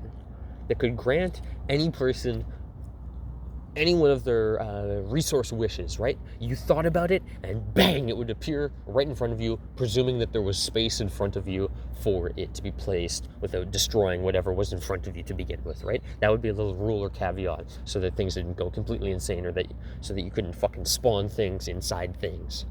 There would have to be room for it. And we would assume that dust particles would be pushed out of the way, right? We'd make that exception. Sure, whatever, and all air and all that will be pushed out of the way and displaced, but actual very tangible solids would not, so you'd have to be in an open space for it. But let's say you're sitting down at a table, right, and you're like, fuck, I don't have ice cream. I'd like an ice cream sundae. Bang, it was fucking there, right? Or fuck, I don't know, let's say you're bored and you're a person and you'd like company with the opposite sex. Bang! Fucking person was there. Right? I'm saying, if you had a fucking moon in the sky that could grant you any wish, you want ice cream sundae, you want best friend, you want whatever, you want a fucking rocket ship, people would be fighting over the infinite. There would still be conflict. Having infinite resources would not change the human condition against motivation for conflict. So we need to address that. That's inescapable to me. I can't. I'm really good at conceiving of how problems can never be solved. What is a problem that can never be solved? A problem that can never be solved is really a trouble. The sort of trouble that has its cause in its justification and continuation. A trouble is a problem that has its cause interlinked to its justification for continuation. For example, Oh, well, let's say, why aren't you going to the gym? Oh, because I'm fat and I'm embarrassed when I'm at the gym that people look at me and say, there's a fat guy. So you don't go to the gym. Or, I don't know, shit, me, I'm really skinny. Oh, why are you really skinny? Oh, well, because I don't really have an appetite. Oh, well, how are you gonna, like, work really hard and get enough money to get a lot of good food when you're really skinny? Because then you're not really strong. Oh, yeah, you can't. Huh. Fuck. You know?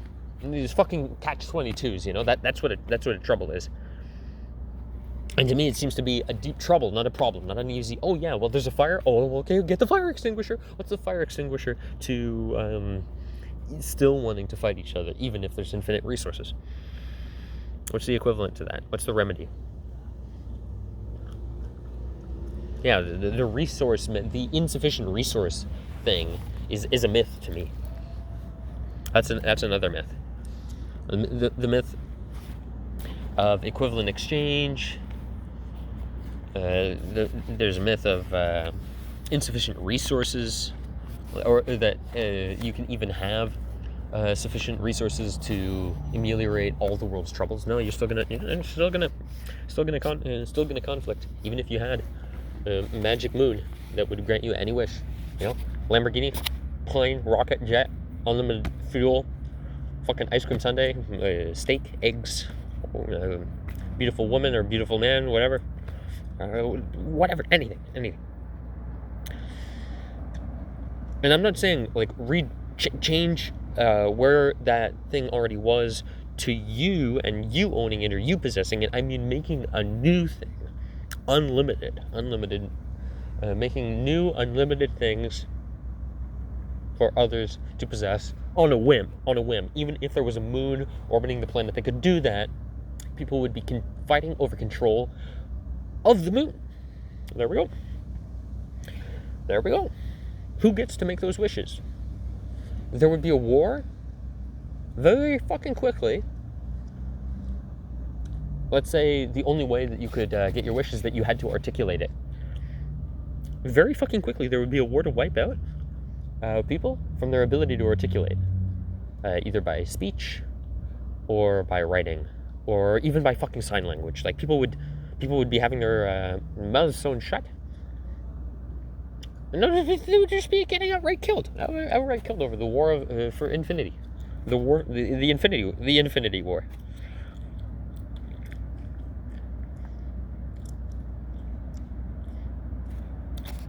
So, well, resources aren't the problem. Distribution isn't even the problem, you know.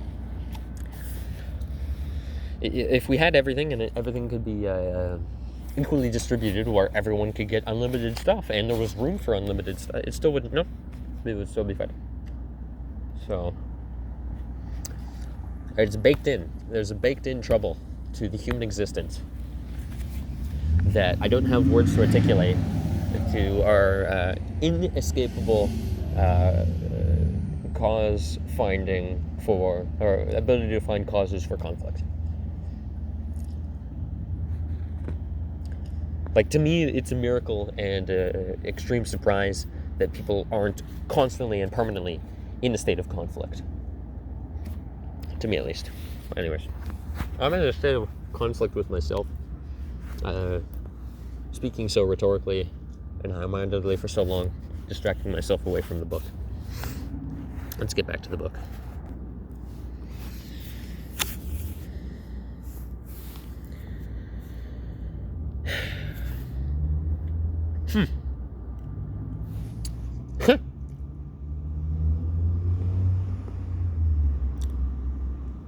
This line is funny because it's true, and I just proved it.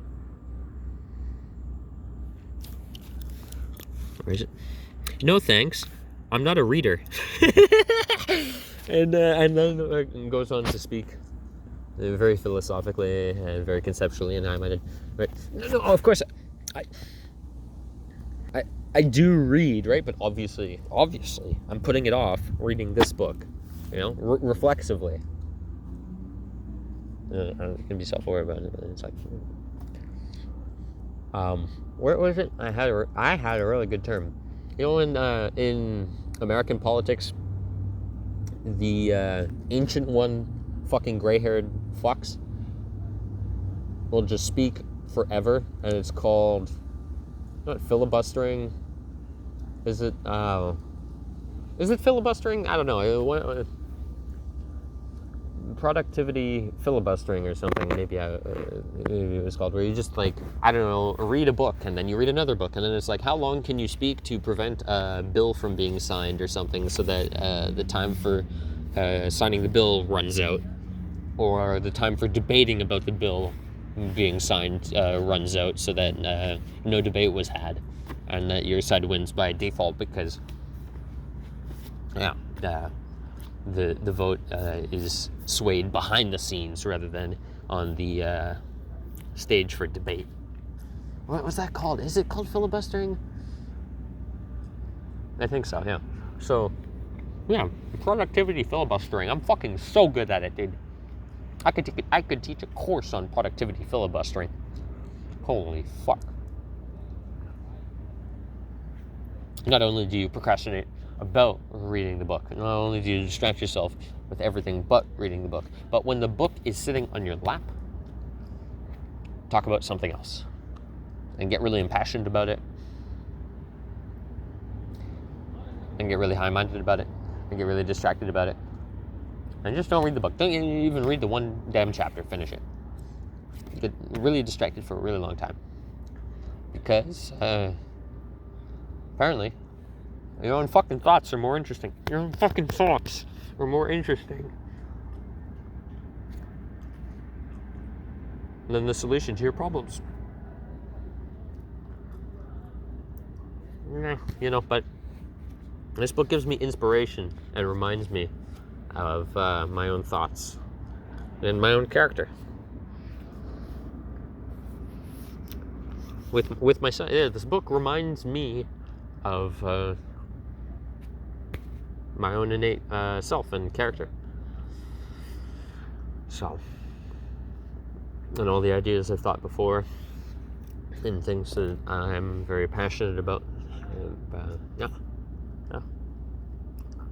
So it works me up about other things, and I get sidetracked. But that's my fault.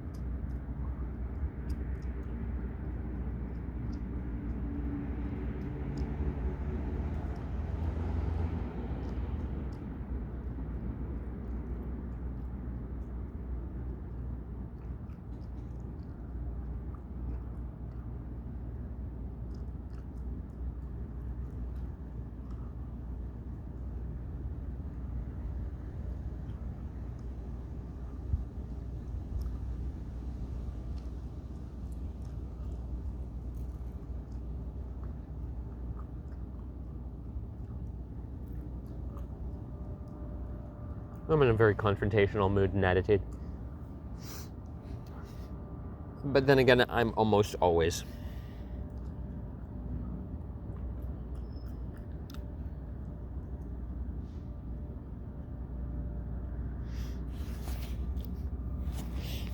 With myself and with others. Can't keep focused.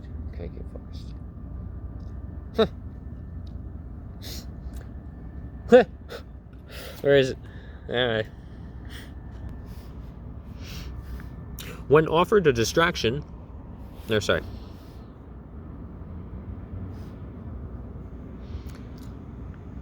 second person declines the distraction by saying, "No thanks, I'm focused." That's what I need to be saying to myself. No thanks. I'm not a distracted person. I'm a focused person. So the thing. No, sorry. I'm trying to be focused. I'm an easily distracted person, and I'm trying. I'm trying to focus. No, I don't need any more distractions. I'm focusing. This is what I need to be doing.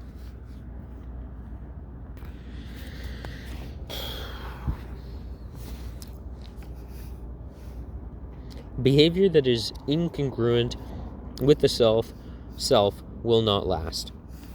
You may want more money, but if your identity is someone who consumes rather than creates, as if it was entirely an either or. I know that that's not what they meant, but it is. Of course, it's also in proportionality. So if you mostly create or you mostly consume, then it'll be then it basically switches to a binary. But I don't know if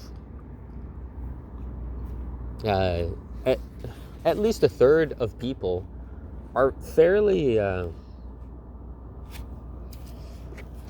in the middle, smack dab in the middle of consume and create, you know? So I don't think this either or binary is very fair, at least to a third of the world's population. It's my commentary getting in the way of reading. It would be one thing if I did one book reading where I gave my commentary, but that should be the second reading, not the first. The first reading should just be me reading the book, and then the second book should be me reading the book with my commentary. But that's another one of my weaknesses and character flaws, is I get everything in reverse order. I think about the end result at the start. I think about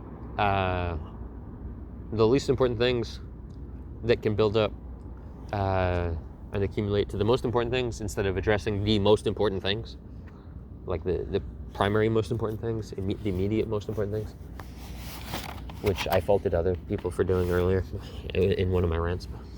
Goddamn. Yeah.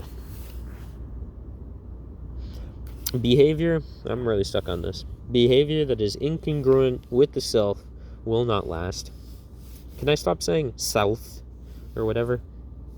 Self. Almost like elf, but self. Behavior that is incongruent with the self will not last. You may want more money, but if your identity is someone who consumes or rather than creates, then you'll continue to be pulled towards spending rather than earning. Question: what is the motivation to wanting more money if not to consume more than you create? What, status? Hoarding money, being like, look, graph, a number go up, point at graph. Oh, look at the fucking number. Look at the line on the graph. No, of course, I'm fucking retarded. The whole point in wanting more money is to be able to use the money to have it do things for you or for people that you want it to. And have the money do it. The money masquerades and disassociates people from people. That's the point of money, is smoke and mirrors in the way of the exchange of labor, to obfuscate labor. Yeah, that's the whole point of money, is to obfuscate labor. Smoke and mirrors to legitimize the unjust exchange of labor. People doing too much for people that don't deserve it. That's the whole point of money. Because otherwise we could just have fucking farming kings. You have like a fucking competition every year. Who's the best fucking farmer? Or you have a competition every fucking 10 years, right? Who's the best farmer? Who can fucking make the biggest fucking pumpkin, right? And then that farming fucking king determines through their proven credibility and competency that they know who should get how much food, right? Because everything comes back to food and water, right? And then from that, everyone can just live their fucking lives how they see fit once they have food and water. Oh, you want to make tools? You need to make tools so that the fucking society continues to exist? Oh, yeah, okay, well, you're going to make tools. Oh, you need to make more shelter? Okay, well, you have food, right? And you'll make shelter for that person, and then they'll help you with your shelter. Or not, and then the whole thing will fucking fall apart. But using money and the state and thuggery power to coerce people into subsistence, slavery, chattel slavery, it just doesn't slide morally and ethically, you know? You could use whatever sleight of hand you want, whatever fucking tricks and games. But, it just doesn't cut it. Just doesn't hack it. Nope. Doesn't pass the smell test. Doesn't pass the smell test.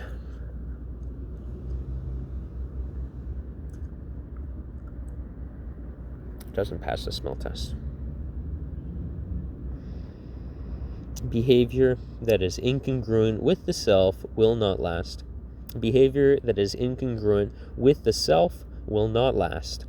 You may want more money, but if your identity is someone who consumes rather than creates, then you'll continue to be pulled towards spending rather than earning.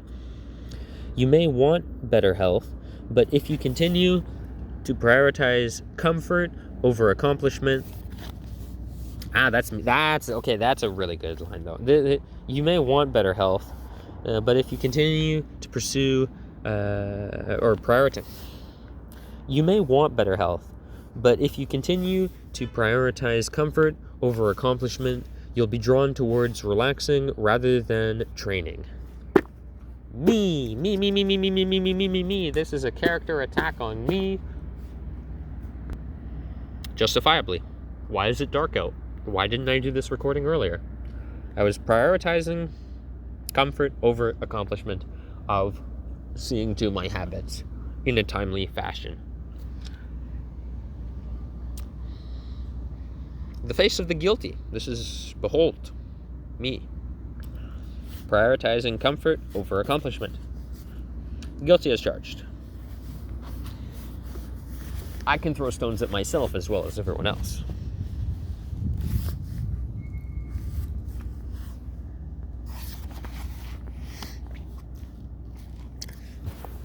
You may want better health, but if you continue to prioritize comfort over accomplishment, you'll be drawn towards relaxing rather than training.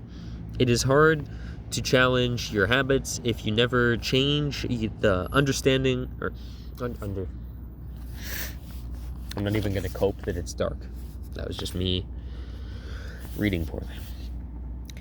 It's hard to change your habits if you never change the underlying beliefs that led to your past behavior. You have a new goal and a new plan, but you haven't changed who you are.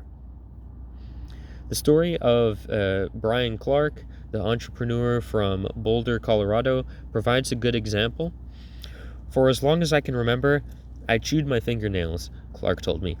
It started as a nervous habit when I was young, and then morphed into an undesirable grooming ritual. Well, I trimmed my nails with proper clippers. I don't know if you can tell. I didn't file them, right? But again, with smoking or gambling or, I don't know, being a vain, status-seeking fucking egotist, competitive, greedy fucking rat, that I am not. So I do have my vices and my character defects and flaws, as I've gone over, but I'm grateful to not count among them the vice and poor habit of biting one's nails. That's not me. God bless. For as long as I can remember, I've chewed my fingernails, Clark told me. It started as a nervous habit when I was young, and then morphed into an undesirable grooming ritual. One day, I was resolved to stop chewing my nails. One day, I was resolved to stop chewing my nails until they had grown out a bit. Though mindful willpower alone, no, that's an R. Through mindful willpower alone, I managed to do it. Then, Clark did something surprising. I asked my wife to schedule my first ever manicure, he said. My thought was that if I started paying to maintain my nails, I wouldn't chew them. And it worked. But not for the monetary reason. What happened was the manicure made my fingernails look really nice for the first time. And the manicurist even said that. Other than the chewing, I had a really healthy, attractive nails. Suddenly, I was proud of my fingernails. And even though that's something I'd never aspired to, it made all the difference. I've never chewed my nails since, not even a single close call. And it's because I now take pride in properly caring for them. Fuck, maybe it would be nice to have these easy fucking problems and not this sort of deeper rooted, more pernicious sort of psychosis problems that I have, you know? Fuck. Maybe it would be nice to trade in some of my problems for biting one's nails so that easy fix, get the fuck, okay, I'm gonna, stop ruining my nails and I'm gonna get a manicure and go through that process so then they look nice and then they build up my self-esteem so that I have better regard and better conduct and this and that. That would be a nice problem solution rather than the kind of mental troubles I have and the troubles of conduct I have. What's the equivalent solution with that scenario to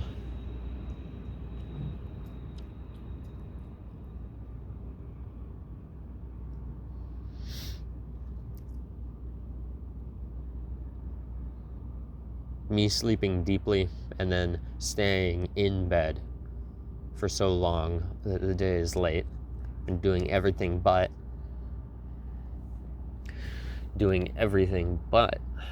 getting to the book until the last minute in the day. Literally. And now past the last minute. What's the solution to me putting things off or productivity, filibustering, or all my distractions and lack of focus? What's the...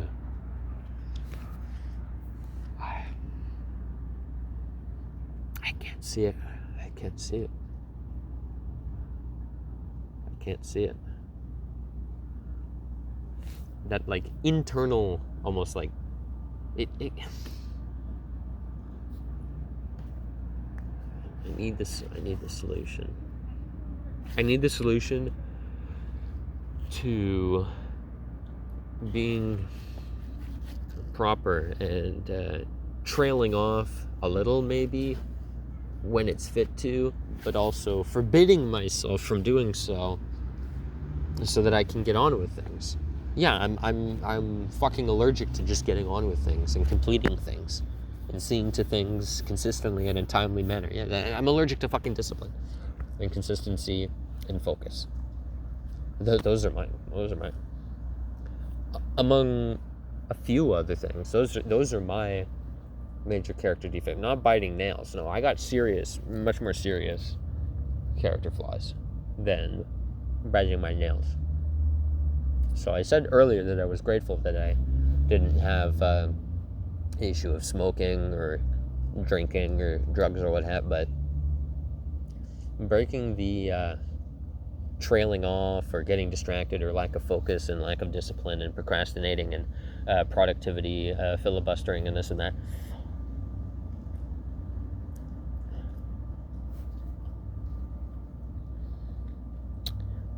I'll do you in. And as it's done me in.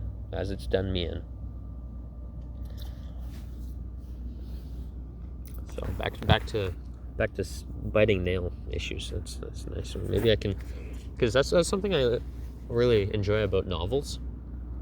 as I've read many, is unlike these sorts of books that are more, it said earlier and I keep on forgetting it, almost like instruction manuals or something, or like scientific journals, or I don't know, what would it be?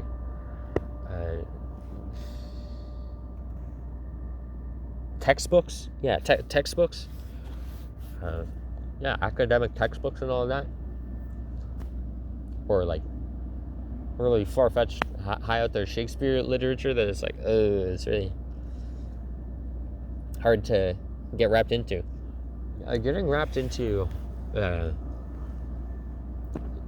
novel that's like a real-world drama or a science fiction drama, and getting feeling engrossed and enraptured in it, and transported into, and having the world encapsulate all of your being. Oh, are those raccoons? Yeah, see, again, distractions. I'm getting distracted even. See, it's not just about the book. I'm even getting distracted about my own ranting about my own problems. And it's a distraction within a distraction. Fucking distraction inception. Lack of focus inception. Because the raccoons came over. But like, fuck me. I like novels and fiction novels because you can get engrossed so deeply that there is no distractions. Now, becoming engrossed is hard to achieve, right? Like falling deeply asleep. It's like,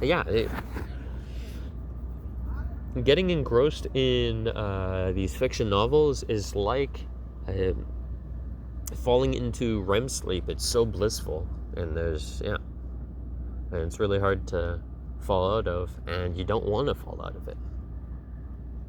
It's fucking great. And then I wish I could have the same effect with this book, but I guess it's one of two things.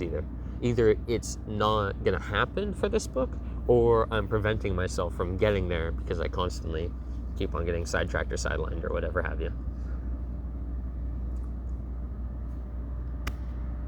Only one way to find out which it is.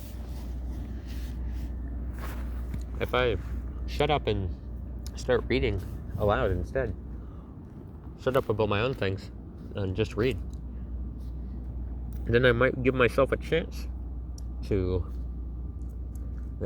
get enraptured in the book. But never really happened with a book like this before. It is raccoons, by the way.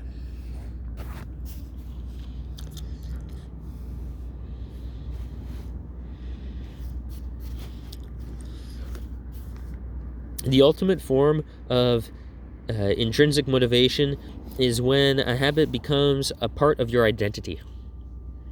It is one thing to say, I'm the type of person who wants this. It is something very different to say, I'm the type of person who is this.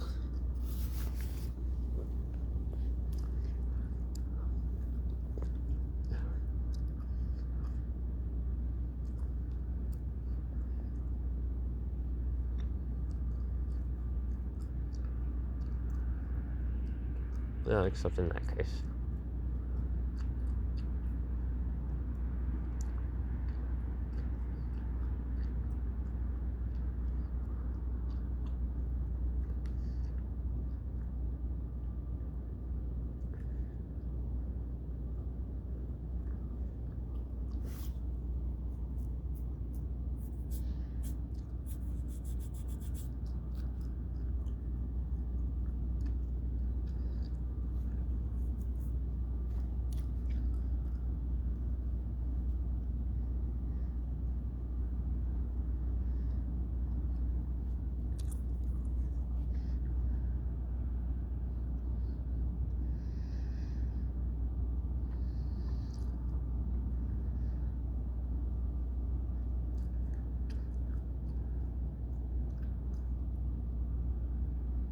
Ooh, 3 raccoons, yeah.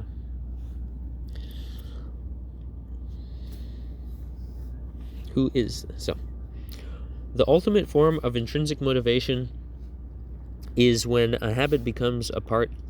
Sorry, there's no word The ultimate form of intrinsic motivation is when a habit becomes part of your identity.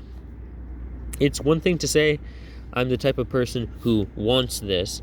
It's something very different to say, I'm the type of person who is this. The more pride you have in a particular aspect of your identity, the more motivated you will be to maintain the habits associated with it. So maybe it's a part of my identity, and by maybe I mean almost certainly, although I might not have the right words to express or articulate it, but hopefully I can get close. I take deep pride in being a high-minded, multifaceted, open-minded thinker, right? Who can conceive of all things, and nothing escapes my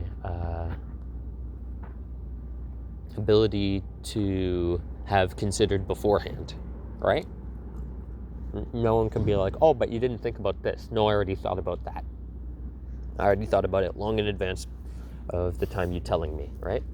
In a lot of cases, at least. I take pride in that, but that comes at great cost. My mind being everywhere split means my mind is not concentrated anywhere. It's the forced concentration, fucking defeat in detail type of thing. Fuck.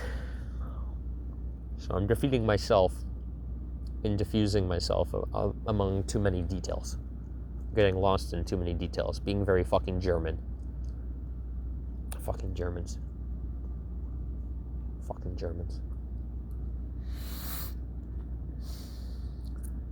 Focus.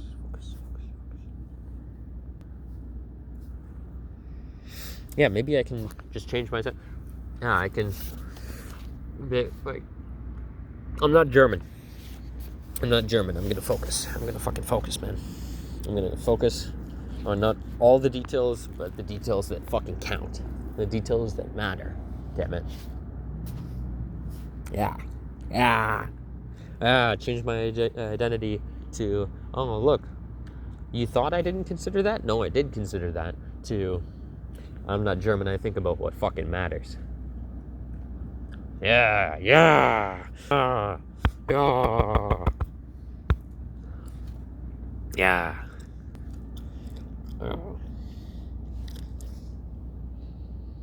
The more pride you have in a particular aspect of your identity, the more motivated you will be to maintain the habits associated with it.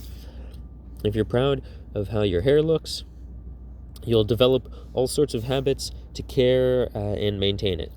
If you're proud of the size of your biceps, you'll make sure you never skip an upper body workout. If you're proud of the scarves you knit, you'll be more like... If you're proud of the scarves you knit, you'll be more likely to spend hours knitting each week. Is that the right page? It almost felt like there was a double page. No, that's the right page. Knitting each week. Once your pride gets involved, you'll fight tooth and nail to maintain your habits. Maybe... Ooh. What? Well, really? I'm not a very prideful man. Like, I do have shame, right?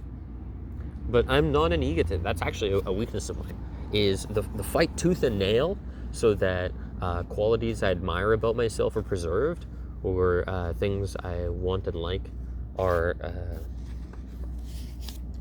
maintained. You know? I'm not a prideful man, and I need to become, like I like that. You need to be more confident. Well, I'm pretty fucking confident that all I have to be confident in is easily proven fallible. is at least what I used to think and feel and say just something to the effect. But that's the best way I could articulate it, and I think that's the first time I've ever articulated it so well.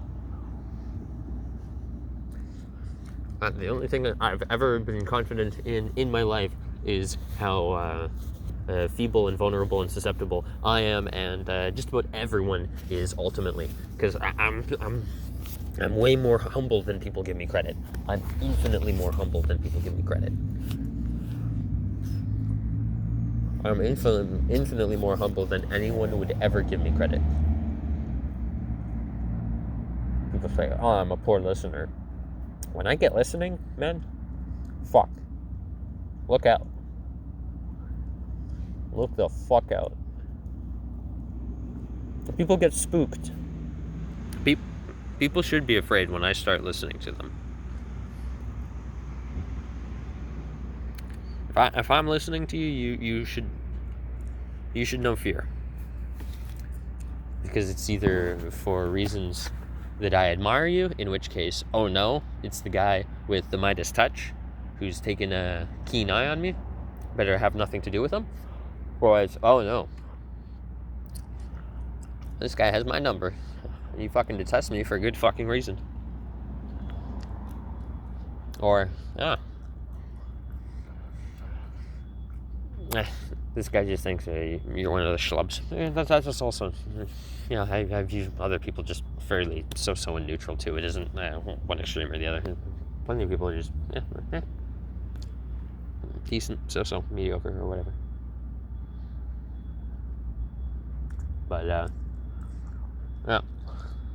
look the fuck out if I'm listening to you. Because I am humble. I pick up on details. I do. It's just my saturation, My saturation and sharpness and contrast. I don't have that dialed the fuck in yet. So everything to me is kind of like those lights. Do you see how those lights appear on the camera? How there's like this fucking glow aura around them? And it isn't the light and the light bulb. That's kind of how everything appears in my mind, at least up to now, Everything's aspect and importance and consequence and traits and characteristics. That's kind of, I don't know how to put it any other way.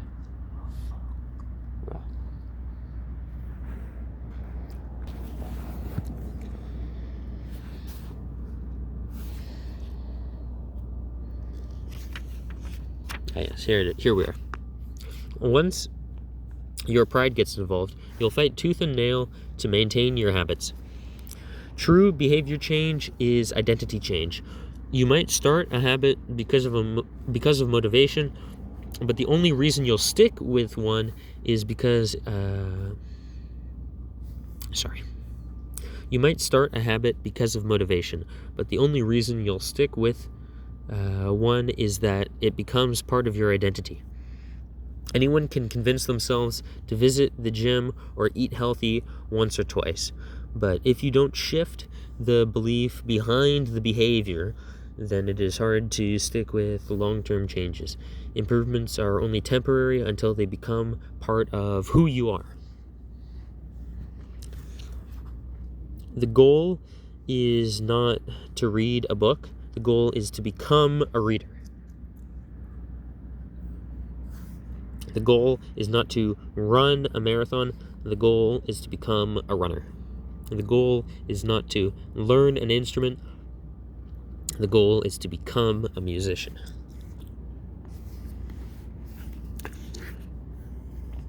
Your behaviors are usually a reflection of your identity. What you do is an indication of the type of person you believe that you are, either consciously or non-consciously. Then that's a star. Let's read the star.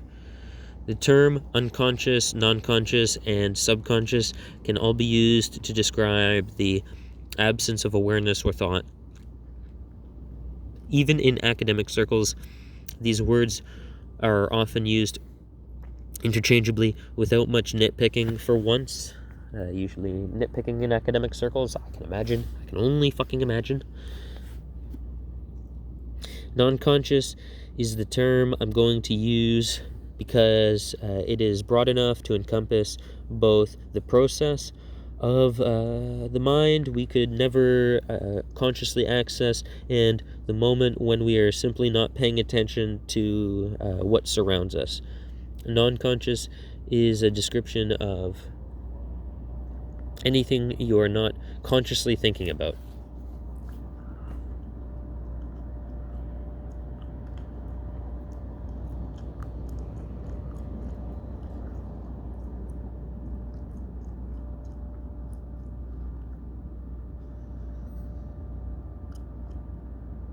Sorry, my mind. I'm just going to be frank. I don't think that Ukrainian woman, something Zalitska or something. I'm not trying to be disrespectful. I genuinely can't remember her name, but the woman who was stabbed on the train, I guess she was kind of in a non-conscious state in terms of situational awareness leading up to when she was stabbed, you know? She didn't have that heightened fucking life or death moment. I'm surrounded with blacks who fucking hate me and want me dead or won't help me when I'm mortally injured. Type of state. She was in non-conscious. Could in modern terms be described as NPC mode. Just on autopilot. As we can see, being non-conscious or an NPC or on autopilot is to put yourself in mortal peril. So I need to stress to myself when I enter into non-conscious, unfocused, non-situationally aware, non-alert states, just lackadaisical and casual and relaxed, it's not mature and that's not adult, and that leads to death and demise, either for myself or those I care for. If not in that moment, if not now, at least that's building a pattern that on the next time or the next time or the next time, it will. So being non-conscious is to put yourself at death's door. And not even, it's the drift right next to the rug at death's door. To be non-conscious. Well awake. To be not in a non-conscious state, well awake. That's fucked. Yeah, to just be on autopilot, to be an NPC, to be non-conscious, that shit can't slide. Hyper alertness is hard. It's very hard to maintain, if not impossible, though. Fuck, I wish I could, though. But then again, wouldn't being hyper alert also be a sort of hell? If you could do it well, though, then it wouldn't, right? If you could sustain being hyper alert and do it well, like you took one of those pills from the movie Limitless, fuck yeah, wouldn't that be bliss? But if it was a struggle, if it was a battle, then that would be hell to constantly fight, to maintain constant alertness and vigilance and situational awareness and what have you. But humans in this world, each of our responsibility to do so and be so, at least once we become adults, as I am.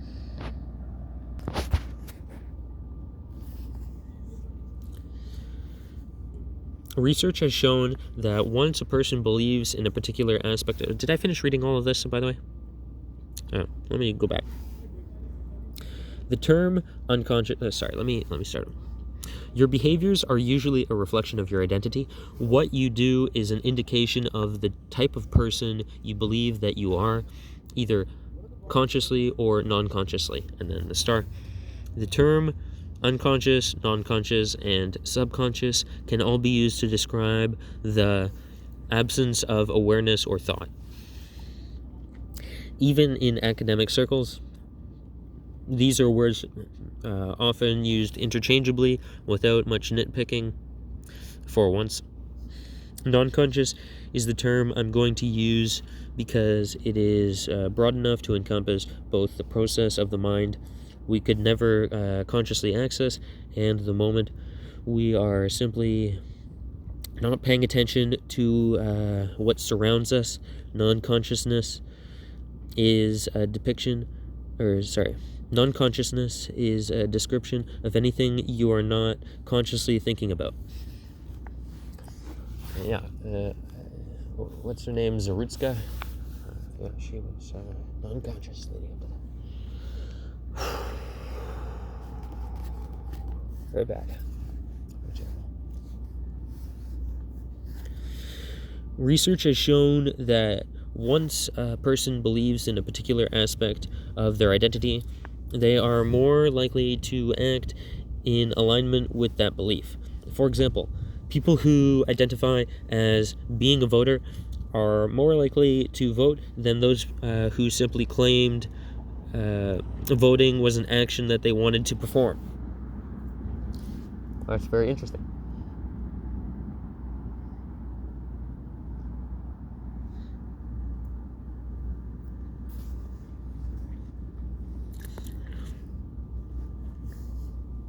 Similarly, the person who incorporates exercise into their identity doesn't have to convince themselves to train. Doing the right thing is easy, after all, when your behavior and your identity are fully aligned. I'm not in alignment. I'm out of alignment. I'm out of balance. After all, when your behavior and identity are fully aligned, you are no longer pursuing behavior change. You are simply acting like the type of person you already believe yourself to be. What person do I believe myself to be right now? I believe myself to be a person in turmoil and tumult.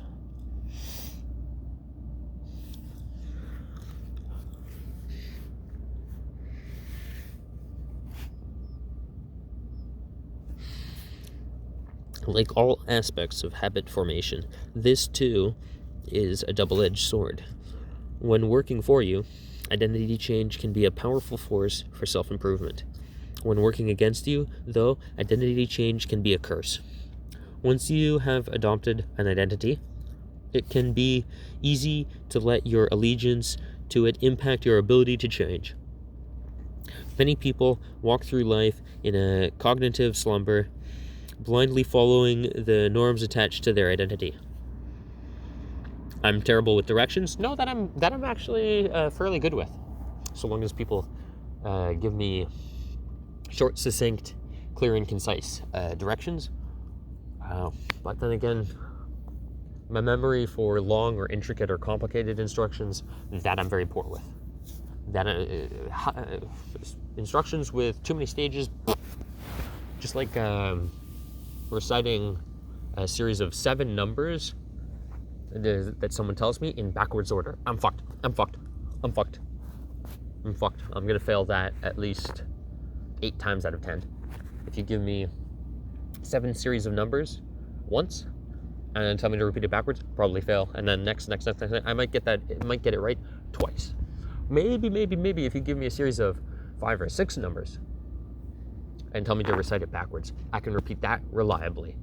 But once we get up into 7, I'm fucked. This is just like a hard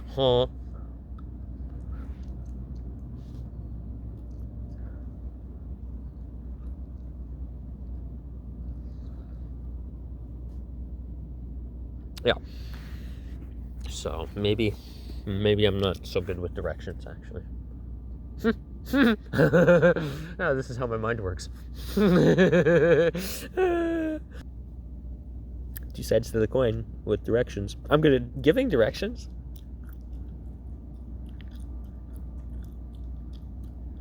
I'm smiling very deeply. I don't know if you can see that. I'm good at giving directions.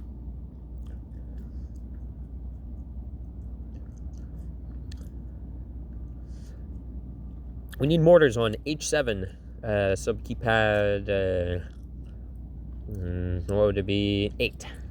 Boom. All right, here we go. Mortars. Shit! Fire for effect! I'm fucking really good at giving directions, giving orders.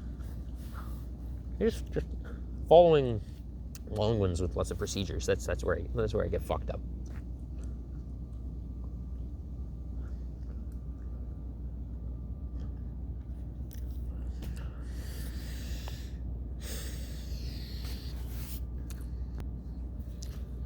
I'm terrible with directions. I'm not a morning person. I'm bad at remembering people's names. That I finally caught me. I'm bad at remembering fucking almost anything. Fuck, this thing's fucking wrecking me. I'm getting suplexed on the Rhine in this book. Suplexed on the Rhine on this book. I'm just getting fucking stack wiped on this book right here. I'm bad at remembering people's names. I'm always late. I'm not good with technology. I don't really say that. I'm horrible at math. So we got 1, 2, 3, 4, 5, 6. And right now I got at least 1, 2, 3. Bada bing. 3 out of 6. I'm getting a fucking 50% hit rate. I'm getting critted. I'm getting fucking critted in this book. I'm getting critically hit. My ego and my character, whatever is left of it, to be dismantled and attacked. This book is fucking calling me out. It's calling me out. And 1,000 other variations. Oh shit! Holy fuck! So that was just 6. What if it went to 600 or 6,000? Fuck me. I'd get called out in at least 300 ways. Goddamn. Or at least 3,000 ways. Goddamn, called out in 3,000 ways. This breeze. Oh. It's honestly so fucking cozy, man. What's stopping me after I finish this chapter from just lying down and sleeping here? Honest to God. Like, I do have my own place and my own home. I don't care if you believe me. Well, you can see it in my fucking previous videos, actually. When I made the desk and the shelf and the cat tower. But it's so nice. I wish I had a backyard. But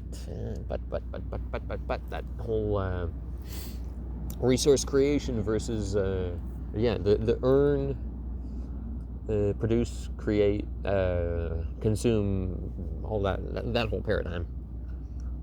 Apparently I do produce fuck all. In all fairness, I produce fuck all, right?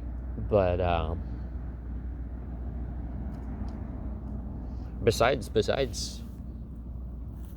in the field of computers and technology, like materially, in terms of like using tools and producing something materially, you know, I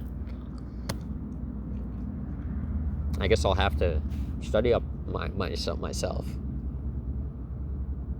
because I don't think anyone so far is keen on mentoring me to get into the fucking trades to produce anything materially, or take me to work in a factory to produce anything materially to earn my own place of privacy with no neighbors for 2.5 kilometers, and my own yard where I can just lie under the tree in peace without fucking people I have disdain for coming by and bothering me or disturbing me. Fuck. Oh, I wanna sleep under the tree right now, in the leaves, the lovely leaves. Okay. Besides the people, I like this spot personally, at least to my taste, and I love the weather and the tree, right? But besides the people, well, again, I guess there's that huge caveat of bugs, a bug irritant, fucking bugs crawling on you or biting at you or fucking, I don't know, going in your ear. It's fucking freaky. freaky shit. So I guess for all those reasons, nope, I'm out. in the Shark Tank of, should I stay out here and sleep out here in the night? For all those reasons, I'm out. Nope, I'm not going to sleep under the tree. Fuck you, bugs. No crawling in my ear. That's actually kind of an evolutionary question. Why didn't we evolve with proper vacuum seal for our orifices? You know, like sure, our lips can seal kind of, you know, but that shit sure ain't tight, you know, and it ain't got any fail safes. There's not like 2 layers of lips or something. I suppose there's like lips and teeth, sure, but you know, when you're sleeping, at least for probably most people, your mouth can like fall agape. It's definitely not like vacuum sealed, rock solid. And then there's the nose constantly fucking open, and then there's the ear constantly fucking open. And then to get crude or crass, if you're a woman, well, there's your vagina always open, and then if you're a guy, there's fucking cock hole always open. And yeah, so definitely lots of vectors for pests and vermin and bugs to have their way with you while you're completely unawares and asleep. Definitely something literally to keep you up at night. Keep me up at night. Keeping me up right now. Keeping me away from fucking finishing this chapter. Thinking about how fucked that is. But yeah, what huh? Now, I'm not some Frankenstein guy where if I could bioengineer myself with either mechanical or biological solutions to those problems outlined, would I? No, I'm a evolutionary purist, nature determinist type of guy, and no doubt almost everyone will hate me for that and object, but I'm the sort of as God intended, at least as much as possible type of guy. So no, I guess God intended me and my species to be wicked susceptible to bugs, but God does that suck. It fucking sucks. Like, wouldn't it be nice to just like have something, like, imagine if your hairs were even more dense and thickly coated, and your hairs had something in them that was like a fucking neurotoxin for bugs, and they didn't harm you or other humans or whatever, but they would sure as fuck up a bug that tried to crawl on you or land in you or go in you. Oh fuck yeah, that would be fucking awesome, man. Fuck. God, it's so fucking awesome.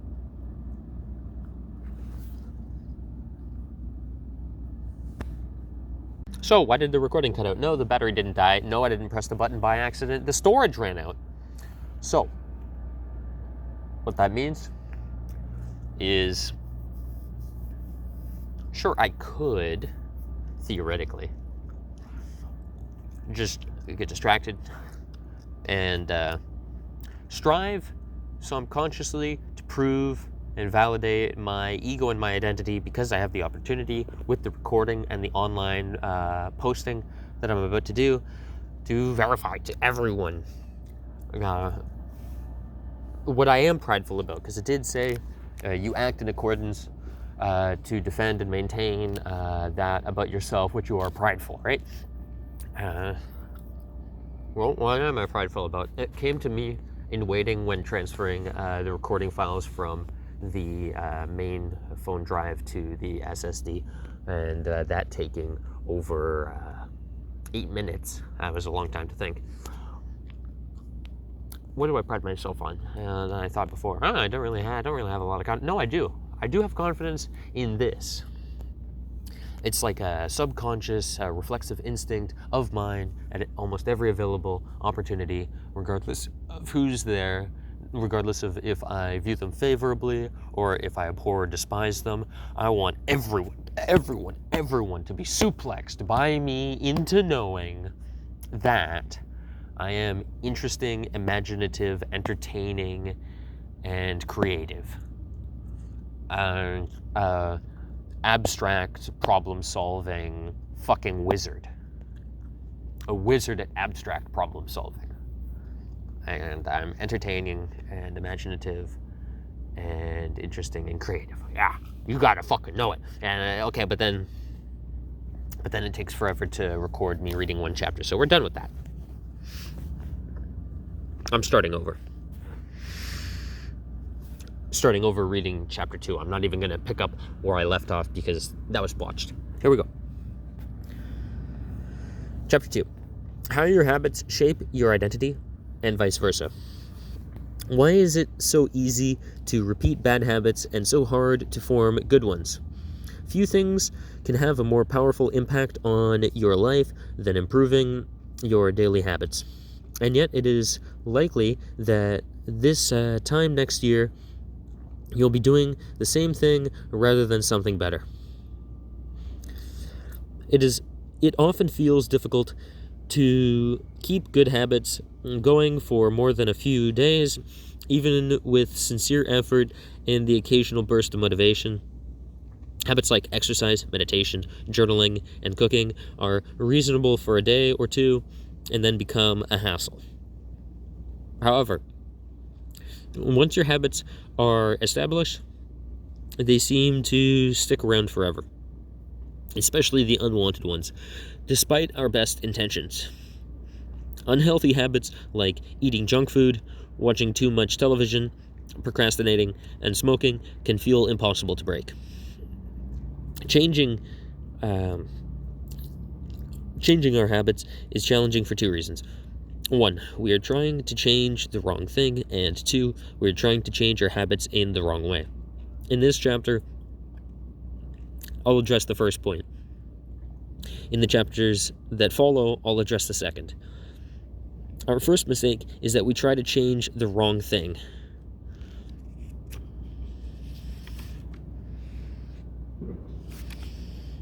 To understand what I mean, consider that there are 3 levels at which change can occur. You can imagine them like layers on an onion. And here they are. 3 layers of behavior change: external layer, outcomes; middle layer, processes; inner layer, identity. Figure 3. There are 3 layers of behavioral change: a change in your outcomes, a change in your processes, or a change in your identity. The first layer is changing your outcomes. This layer is concerned with changing your results, losing weight, publishing a book, winning a championship. Most of the goals you set are associated with this level of change. The second layer of change is your processes. This level is concerned with changing your habits and systems. Implementing a new routine at the gym, declutter your desk for better workflow, developing meditation practice. Most of the habits you build are associated with this level. The third and deepest layer is changing your identity. This level is concerned with changing your beliefs, your worldview, your self-image, your judgments about yourself and others. Most of the beliefs, assumptions, and biases you hold are associated with this level. Outcomes are about what you get. Processes are about what you do. Identity is about what you believe.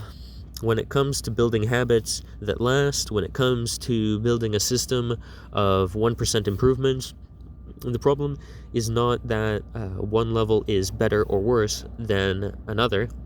All levels of change are useful in their own way. The problem is the direction of change.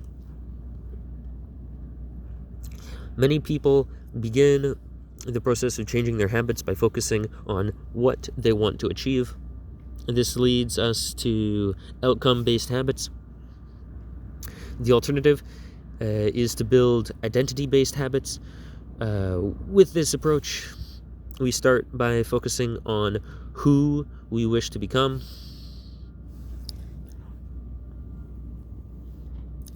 outcome-based habits.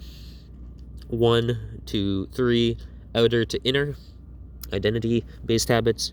1 to 3, inner to outer. Figure 4, with outcome-based habits, the focus is on what you want to achieve. With identity-based habits, the focus is on who you wish to become.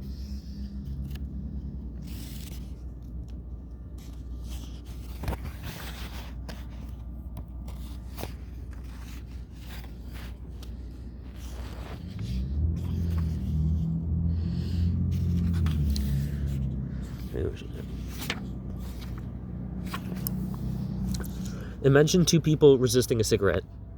When offered a smoke, the first person says, "No thanks, I'm trying to quit." It sounds like a reasonable response, but this person still believes they are a smoker who is trying to be something else.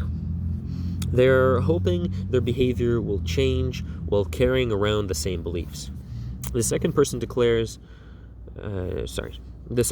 declines by saying, "No thanks, I'm not a smoker." It's a small difference, but this statement signals a shift in identity. Smoking was a part of their former life, not their current one. They no longer identify as someone who smokes. Most people don't even consider identity change when they set out to improve. They just think, I want to be skinny, outcome. If I stick to this diet, then I'll be skinny, process. They set goals and determine the actions they should take to achieve those goals without considering the beliefs that drive their actions. They never shift the way they look at themselves, and they don't realize that their old identity can sabotage their new plans for change.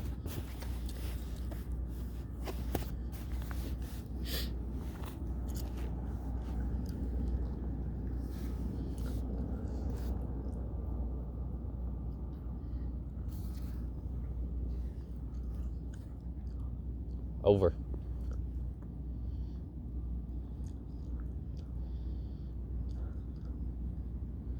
It's over for broski.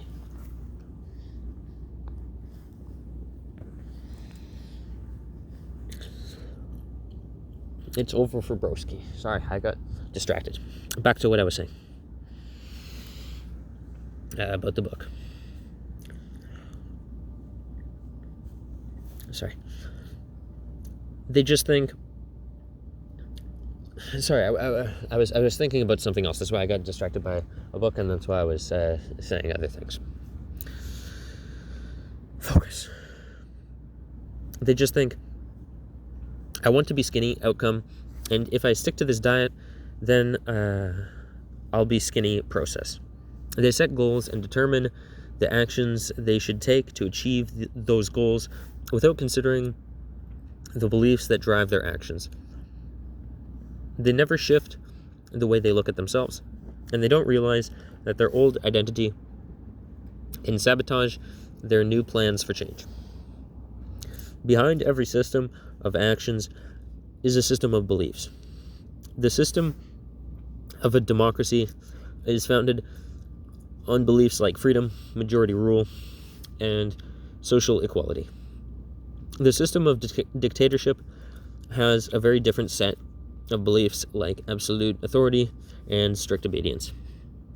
You can imagine many ways to try to get more people to vote in a democracy, but such behavior change would never get off the ground in a dictatorship. That's not the identity of the system. Voting is a behavior that is impossible under a certain set of beliefs. A similar pattern exists whether we are discussing individuals, organizations, or societies. There are a set of beliefs and assumptions that shape the system, an identity behind the habits, behavior that is incongruent with the set of behavior that is incongruent with the self will not last. You may want more money, But if your identity is someone who consumes rather than creates, then you'll continue to be pulled towards spending rather than earning. You may want better health, but if you continue to prioritize comfort over accomplishment, you'll be drawn to relaxing rather than training. It's hard to change your habits if you never change the underlying beliefs that led to your past behavior. You have a new goal and a new plan, but you haven't changed who you are. The story of Brian Clark, an entrepreneur from Boulder, Colorado, provides a good example. For as long as I can remember, I've chewed my fingernails, Clark told me. It started as a nervous habit when I was young, and then morphed into an undesirable grooming ritual. One day, I resolved to stop chewing my nails until they had grown out a bit. Through mindful willpower alone, I managed to do it. Then, Clark did something surprising. I asked my wife to schedule my first ever manicure, he said. My thought was that if I started paying to maintain my nails, I wouldn't chew them. And it worked. But not for the monetary reason. What happened was the manicure made my fingers look really nice for the first time. The manicurist even said that. Not the manicurist even said that. The pacing of the sentence matters too, not just the words. Yeah, I say it in such a fucking confused manner because I'm not focused. Stumbling through word to word. The manicurist even said that. Other than the chewing, I had really healthy, attractive nails. Suddenly, I was proud of my fingernails, and even though that's something I had never aspired to, it made all the difference. I've never chewed my nails since, not even a single close call, and that's because I now take pride in properly caring for them. The ultimate form of intrinsic motivation is when a habit becomes part of your identity. It's one thing to say, I'm the type of person who wants this. It's something very different to say, I'm the type of person who is this. The more pride you have in a particular aspect of your identity, the more motivated you will be to maintain habits associated with it.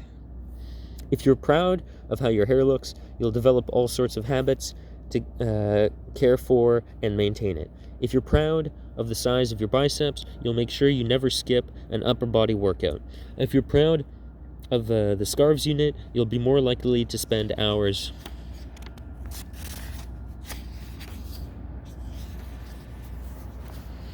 knitting each week. One thing I must say, I need to become proud of becoming someone who's striving at being a proficient reader, including focusing reading, not just good flow, good pronunciation, but not drifting off and getting distracted. Striving to become, this will be my only commentary for this recording of this episode, reading chapter number 2, how your habits shape your identity and vice versa.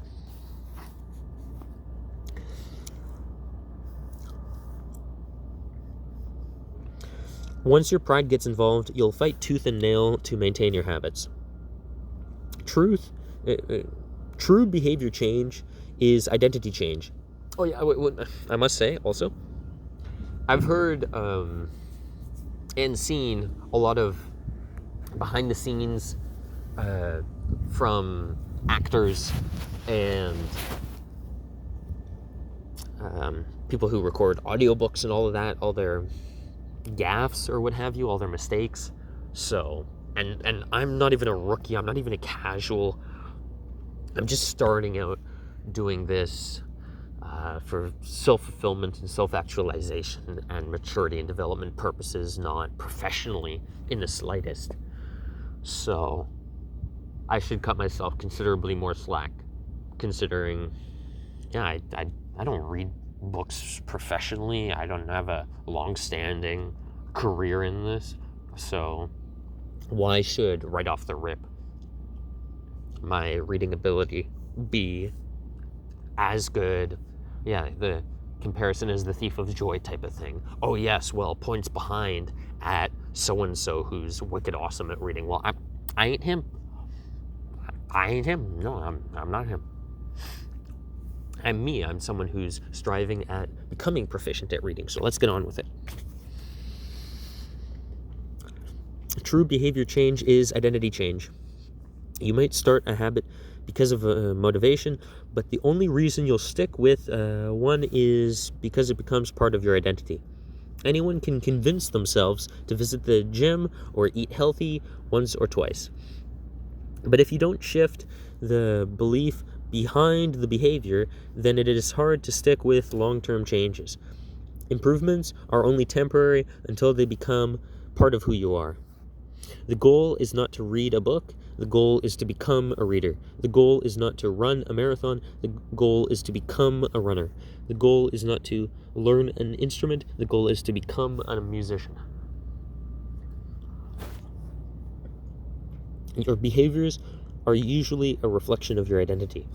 What you do is an indication of the type of person you believe that you are, either consciously or non-consciously. And then star.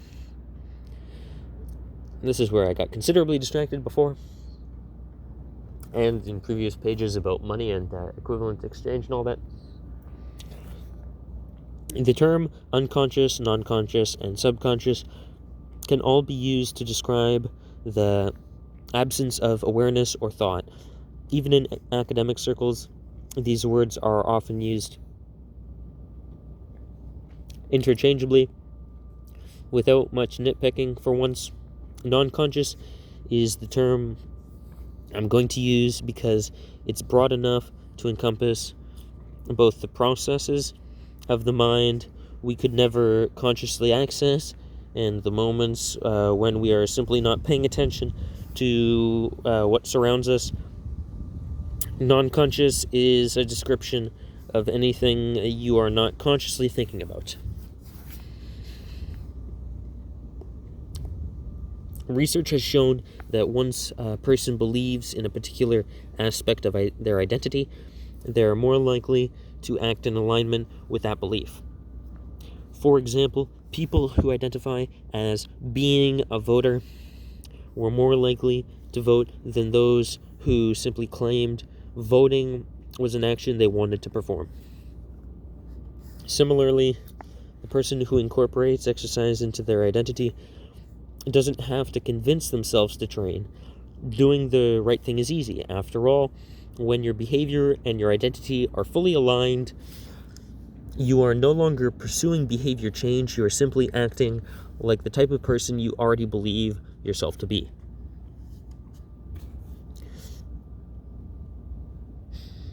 Like all aspects of habit formation, this too is a double-edged sword. When working for you, identity change can be a powerful force for self-improvement. When working against you, though, identity change can be a curse. Once you have adopted an identity, it can be easy to let your allegiance to... Once you have adopted an identity, it can be easy to let your allegiance to it impact your ability to change. Many people walk through life in cognitive slumber, blindly following the norms they are attached to their identity. The norms attached to their identity. I'm terrible with directions. I'm not a morning person. I'm bad at remembering people's names. I'm always late. I'm not good with technology. I'm horrible at math. And a thousand other variations. When you have repeated a story to yourself for years, it's easy to slide into these mental grooves and accept them as a fact. In time, you begin to resist certain actions because That's not who I am. There is internal pressure to maintain your self-image and behave in a way that is consistent with your beliefs. You find whatever way you can to avoid contradicting yourself. The more deeply a thought or action is tied to your identity, the more difficult it is to change it. It can feel uncomfortable to believe It can feel difficult to believe what your culture believes, group identity.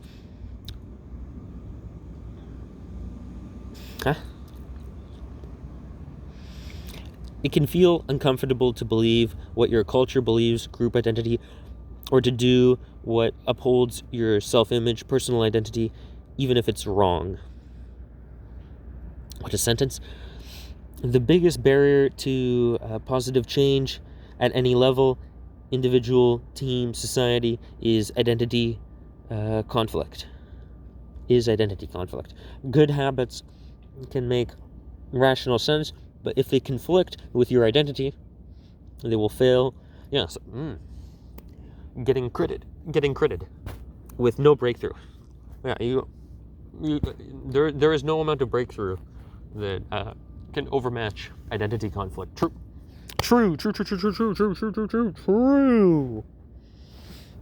Let's just read that again. That was so huge.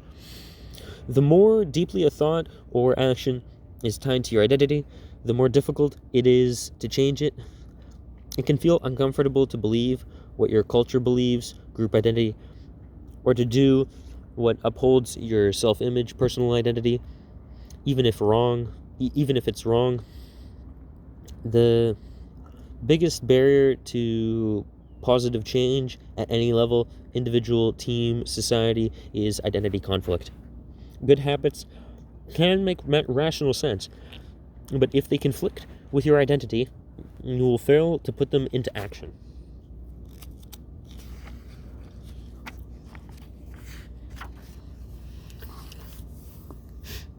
On any given day, you may struggle with your habits because you're too busy or too tired or too overwhelmed or hundreds of other reasons. Over the long run, however, the real reason you fail to stick with habits is that your self-image gets in the way. This is why you can't get too attached to one version of your identity. Progress requires unlearning. Becoming the best version of yourself requires you to constantly edit your beliefs and to upgrade and expand your identity. This brings us to an important question. If your beliefs and worldview play such an important role in your behavior, where do they come from in the first place? How exactly is your identity formed? And how can you emphasize new aspects of your identity that serve you and gradually ease... I'm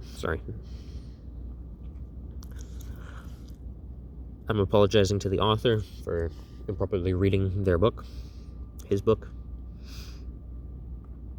And how can you emphasize new aspects of your identity that serve you and gradually erase the pieces that hinder you?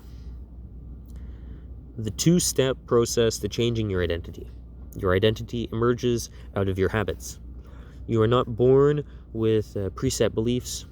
Every belief, including those about yourself, is learned and conditioned through experience.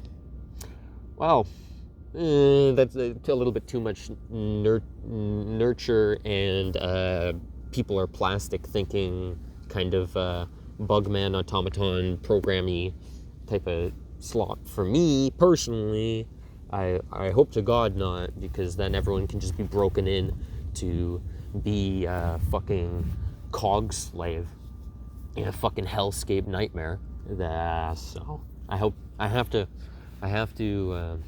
account for inborn characteristics and inborn traits, because God, the nurture thing is hell. Is hell. That's the fucking pathway to mass slave super dystopia hell. Couldn't help myself with that commentary. Sorry. You are not born with preset beliefs. Every belief, including those about yourself, is learned and conditioned through experience. Certainly, there are some aspects of your identity that tend to remain unchanged over time, like identifying as someone who is tall or short, but even more fixed qualities and characteristics, whether you view them in a positive or a negative light, is determined by your experiences throughout life.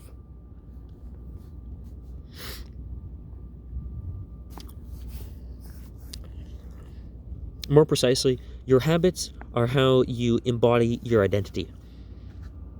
When you make your bed each day, you embody the identity of an organized person. When you write each day, you embody the identity of a creative person. When you train each day, you embody the identity of an athletic person. The more you repeat a behavior, the more you reinforce the identity associated with that behavior. In fact, the word identity was originally derived from the Latin word fucking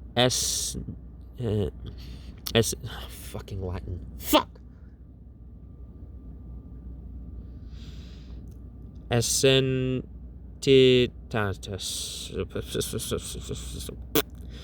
And laugh track, and cue the people laughing at me. It's fucking horse shit. Fucking this letter's silent, and this one is twisted into that because, there's the fucking letter after that. Fuck you. Fucking Latin cunt. Fuck romantic languages. Fucking romance languages. Fuck.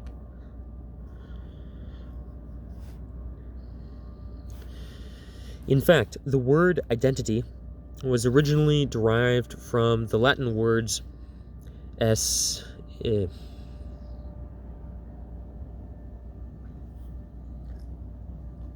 problem with not knowing how to say a word is, even as you're making the attempt, it's so faltering and stilted and disjointed and absurd and peculiar.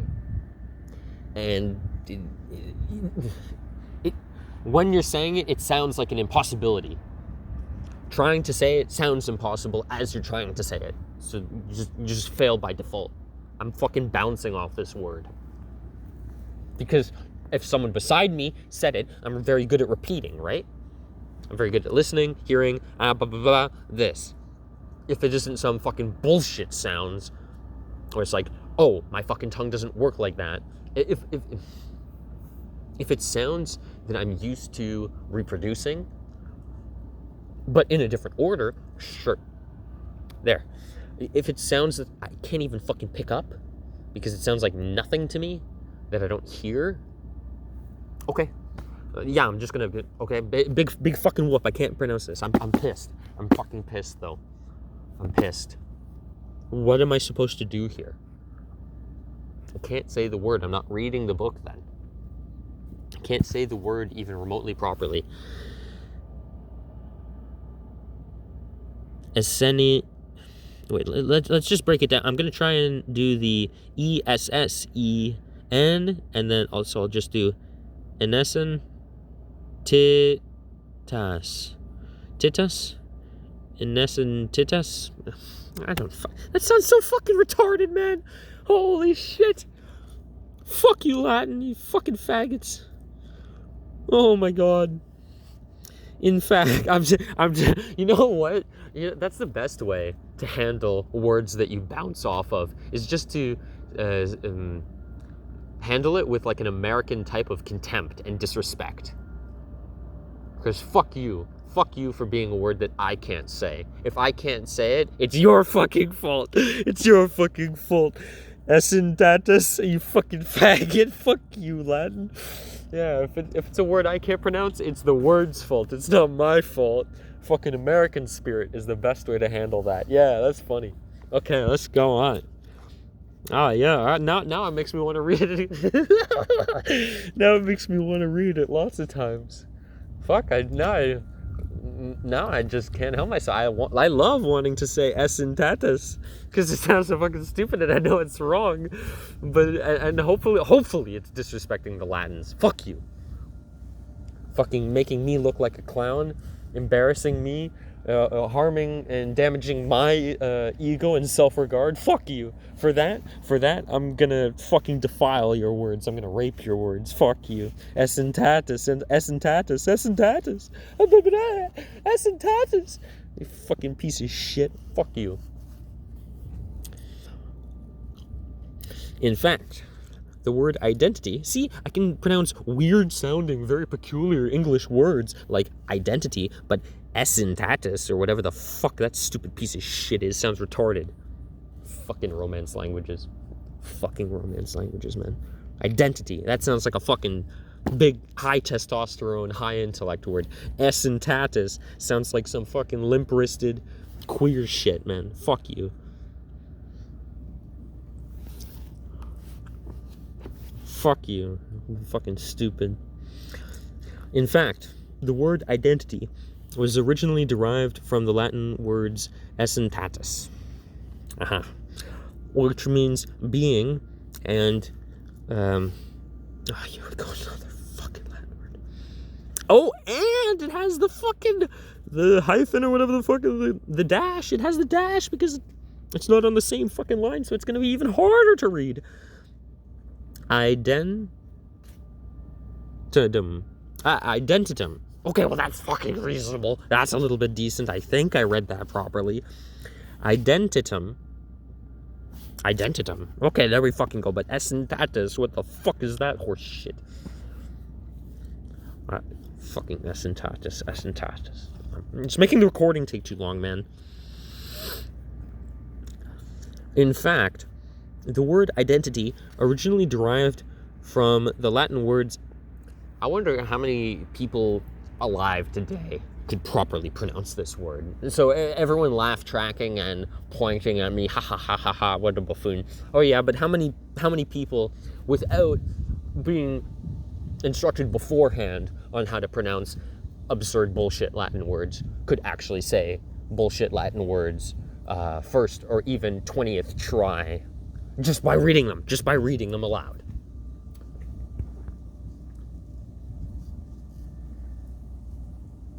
I think that's a fair question. Before you throw stones before you bury me in even more stones, cast not the stones until you can pronounce essentatus fucking properly, piece of shit. Identitum, that's a good word though, which means repeatedly. Your identity is literally your repeated beingness. Whatever your identity is right now, you only believe it because you have proof of it. If you go to church every Sunday for 12 years, you have evidence that you are religious. If you study biology for 1 hour every night, you have evidence that you are studious. If you go to the gym, even when it's snowing, you have evidence that you are committed to fitness. The more evidence you have for a belief, the more strongly you will believe it. What? Okay, I have to ask this. I have to ask myself. What evidence do I have that I am committed to anything? What am I committed to? What have I ever been committed to in my entire life? What have I ever been committed to in my entire life? Besides it's my only fallback. Interesting philosophical conversations with anyone and everyone and strangers. We have to omit family from that. It's kind of hard to have a lot of long-winded, open-minded philosophical conversations with people you've known your whole life, especially those who don't really hold you in high regard and probably already know everything you're going to say before you say it, or will not even listen to the words you're saying, and you'll say a little bit and then they'll just fill in the blanks with what they think they heard you say, and then just find fault with what they imagined you said instead of what you actually said. So yeah, besides family, That's the only thing I've ever been committed to, is having high-minded, open, philosophical, and conceptual conversations with others about serious topics. That's it. But how the fuck is that a strong? Everyone has a fucking podcast now. Everyone has a fucking podcast. It's literally a meme to even say that everyone has a podcast. That's how much everyone has a podcast. So I'm dead on arrival. None of my commitments, because I only have one commitment. Yeah. That's it. That's the only commitment I can recall. It's the only commitment I can recall. Can't even say I'm committed to fucking gaming, because in my main games, right? Maybe I'm able to beat 60% of players, but that's fucking nothing. That is fucking so mediocre, right? So, and I have a lot of fucking hours in StarCraft. What was my rank? Platinum.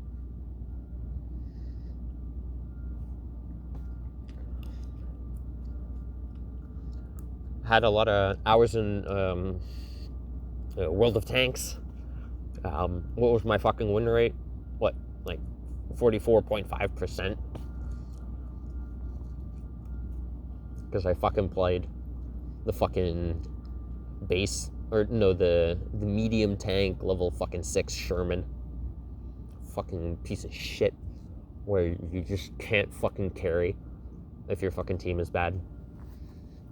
You just don't have anything going for you. You don't have fucking armor, you don't have fucking DPS, you don't have range, you don't have spotting.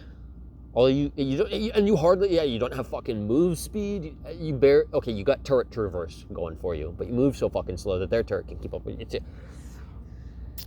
So it's like, eight shit. And I played Chaffee a lot, but like, okay, then you get on a small map. What the fuck do you need a fucking scout recon tank with fucking camouflage nets on it? So it's like, okay, the main games off the top of my head, right? Battlefield, Halo, World of Tanks, League of Legends,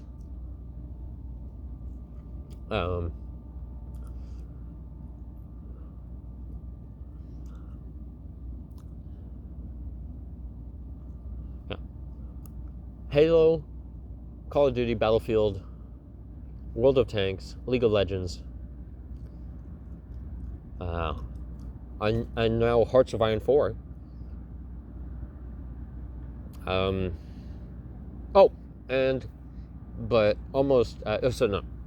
Forgetting one of the main ones.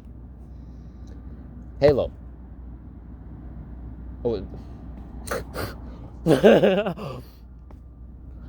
Lego Star Wars: A Complete Collection, Star Wars Republic Commando, Halo, and Ratchet and Clank in between, right? And I'm talking main games throughout my life, right? Or at least in bits and starts. And then it's like, okay, well, moved on to the next, go back a little bit, but mostly moved on. Halo, Call of Duty, Battlefield, World of Tanks, League of Legends, Hearts of Iron. Oh yeah, but Supreme Commander, right? This has been steady and going. Star Wars Battlefront 2, 2005, steady and going. Not even. I get outclassed. Huge.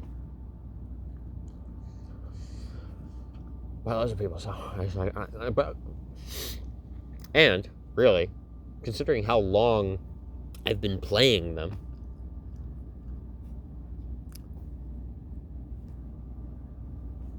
like when I started in terms of years of start, and then how long it's been since I started playing. Yeah, my ability with the game is not equivalent to my familiarity, the duration of my familiarity, and just like familiarity with the game, for lack of a better word. So even more embarrassment. So and I'm not even consistent. I don't play them every day. People would stereotype and caricature me into playing them every day. My profile's public. My profile's public. I don't play them every day. I fucking don't. The only thing I'm really fucking consistently committed to is daydreaming and thinking. I'm thinking philosophically and ranting really to myself in my own head, or to recordings out loud, or to other people, and then listening to what they have to say, and then going off on what they say about another topic, about eventually another one of my grievances with life. Trying to find mutual and common ground so that we can have shared grievances instead and be like, fucking life sucks, doesn't it? Type of thing. What are you gonna do? Type of thing. Yeah. That's the only thing I'm consistent and, at least in my own head, successful at. Contemplating life. I think I do it better than most people. No way to prove it, though. Yet. I guess that's another thing to contemplate. How to prove that I'm better at contemplating life than other people. But then again, I'm also not even a competitive spirited person. I'm a cooperative spirited person.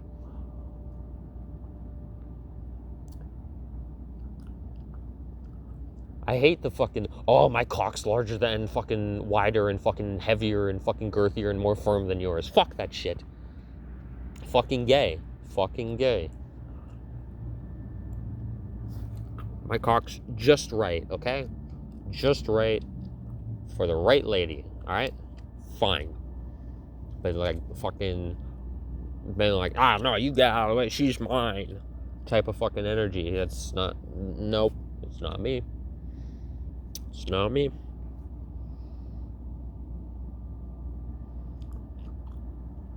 It's not me. So I don't really have anything that's my wheelhouse of expertise that I'm a cut above and competitive at, and take a deep pride in, and have a big ego and investment and consistency with. Like fucking anything. I don't have anything. I don't have anything to show for myself in terms of that. Which is my pride and shame. Don't have anything to show for myself.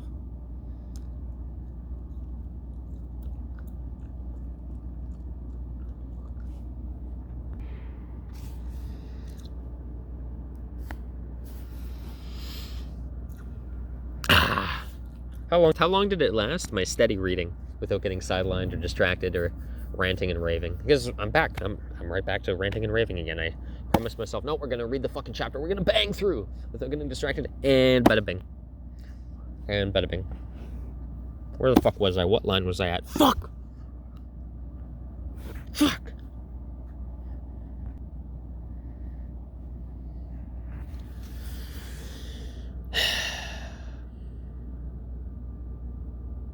Whatever your identity is right now, you only believe it because you have proof of it. If you go to church every Sunday for 20 years, you have evidence that you are religious. If you study biology for 1 hour every night, you have evidence you are studious. If you go to the gym, even when it's snowing, you have evidence you are committed to fitness. The more evidence you have for a belief, the more strongly you will believe it. And so I don't have evidence for consistency and competence and aptitude and skill and proficiency and talent and high status in any fucking field.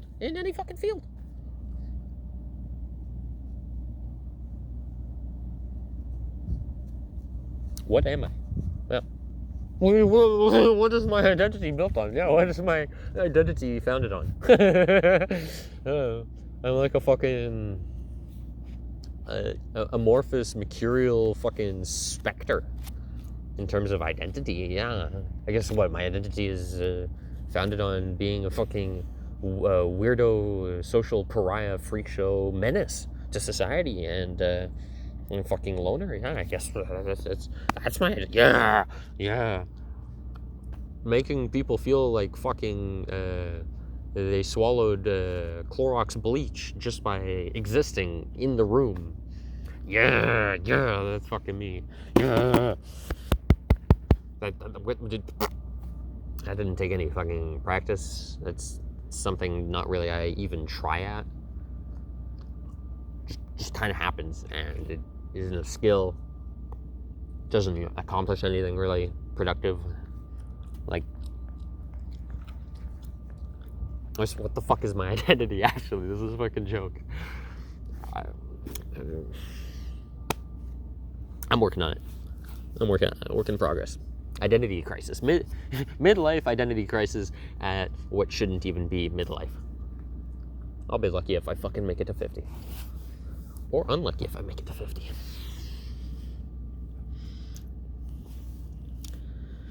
The more evidence you have for a belief, the more strongly you will believe it. For most of my early life, I didn't consider myself a writer. If you were to ask any of my high school teachers or college professors, they would tell you I was an average writer at best, certainly not a standout. When I began my writing career, I published a new article every Monday and Thursday for the first few years. As the evidence grew, so did my identity as a writer. I didn't start out as a writer, I became one through my habits. I suppose would be the difference and distinction between talent and skill, I guess. Or maybe it was a latent talent, though. Didn't you mention earlier latent talents, breaking through, blah, blah, blah, blah, blah, but then how do we just distinguish between talents, latent talent, blah, blah, blah, and persistence to acquire something as a skill?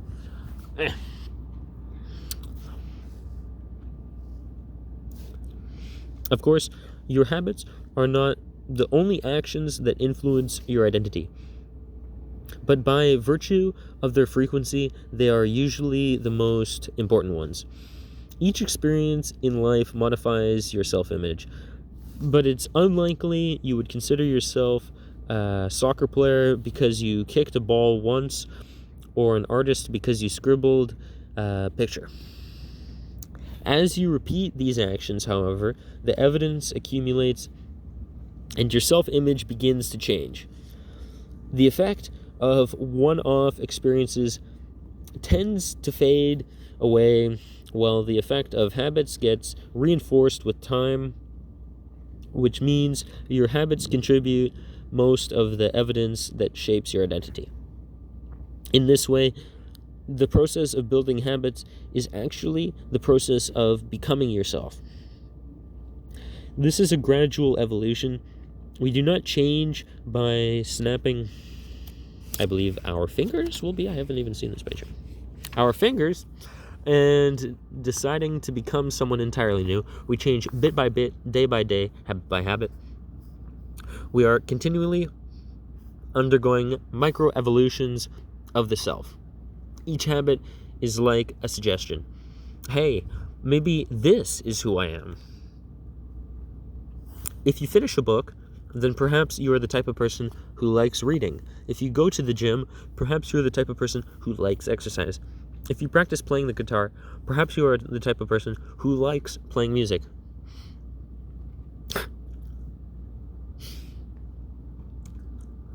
I'm the type of person who likes playing music right, to my standards and to my ears. I'm not the type of person who likes playing not music, fucking around and stumbling and faltering, as I am, and floundering, as I am with this reading this book.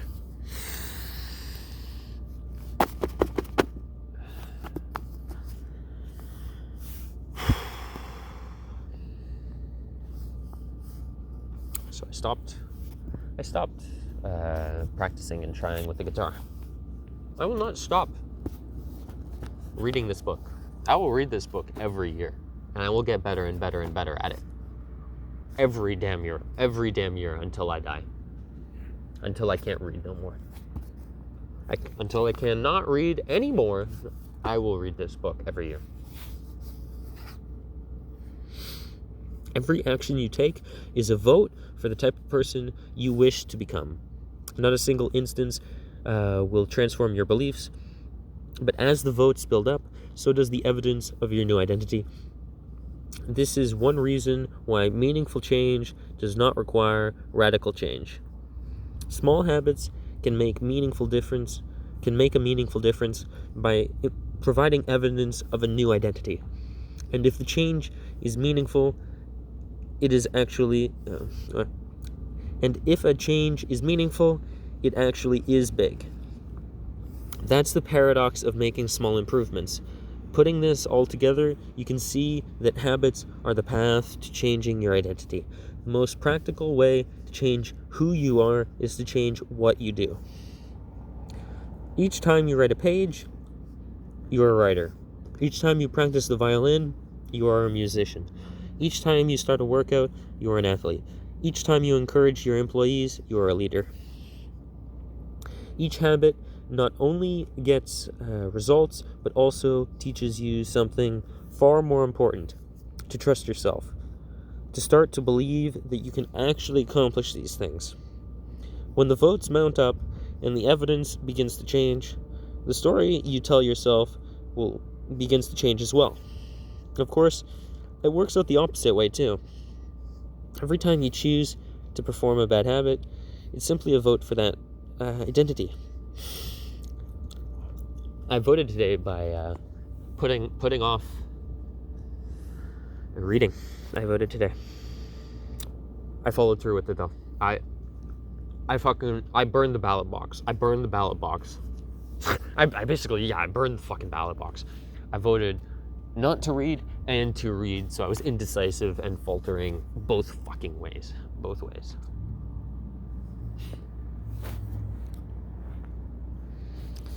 Of course, it works the opposite way too. Every time you choose to perform a bad habit, it's a vote for that identity. The good news is that you don't need to be perfect. In any election, there are going to be votes for both sides. You don't need a unanimous vote to win an election. You just need a majority. It doesn't matter if you cast a few votes for a bad behavior or an unproductive habit. Your goal is simply to win the majority of the time. New identities require new evidence. If you keep casting the same votes you've always cast, you're going to get the same results you've always had. If nothing changes, nothing is going to change. It's a simple two-step process. I decide the type of person... It's a simple two-step process. 1. Decide the type of person you want to be. 2. Prove it to yourself with small wins. And I suppose small actions. Yeah. Small daily actions. Votes. And 2 needs to be in accordance of 1. If you decide the person you want to be is someone who's a proficient golfer, and then, I don't know, you just spend fucking time hammering rocks, that's a lot of votes to the contrary of your professed desired identity.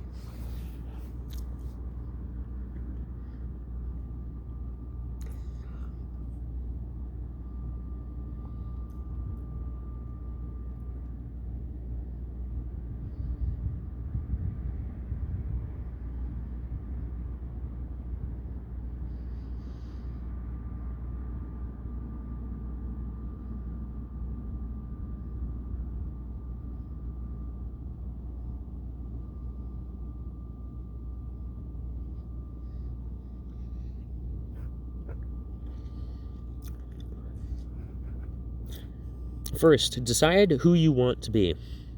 This holds at any level. As an individual, as a team, as a community, as a nation. What do you want to stand for? What are your principles and values? Who do you wish to become? These are big questions, and many people aren't sure where to begin. But they do know what kind of results they want. They want to get to get six-pack abs, or to feel less anxious, or to double their salary. That's fine. Start there and work backwards from the results you want to the type of person who could get those results. Ask yourself, who is the type of person that could get the outcome that I want? Who is the type of person that could lose 40 pounds? Who is the type of person that could learn a new language? Who is the type of person that could run a successful startup? For example, who is the type of person who could write a book? It's probably someone who is consistent and reliable.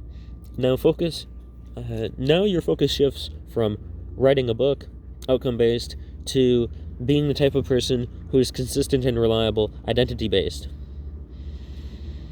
This process can lead to beliefs like,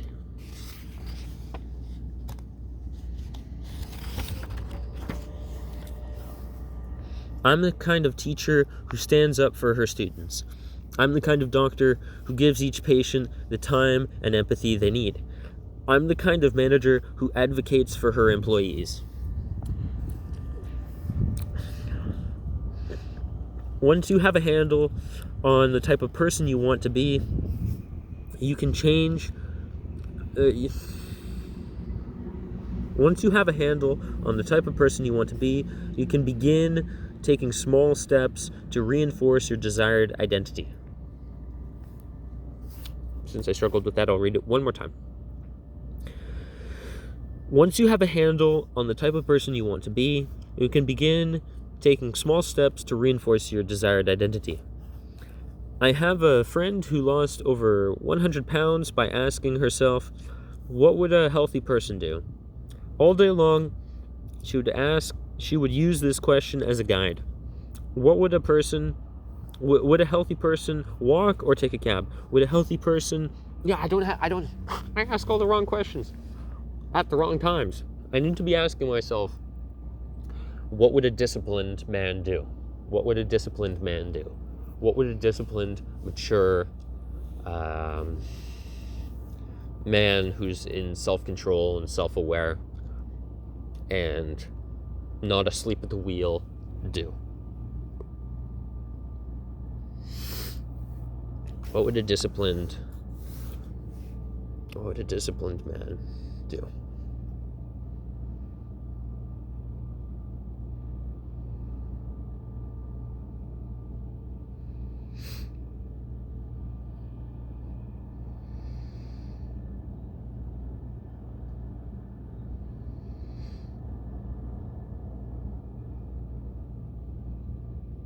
I'm staring off into the void in my own mind now, thinking about my life and my votes and my choices as to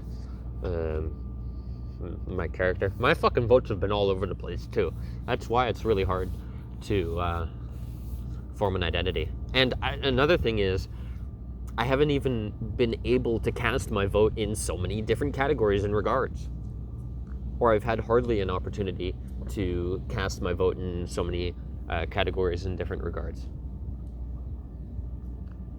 I've had plenty of opportunity, I suppose, to cast my vote in the categories and regards of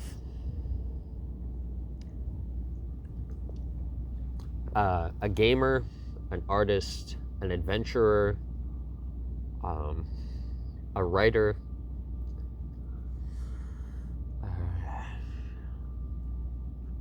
yeah. But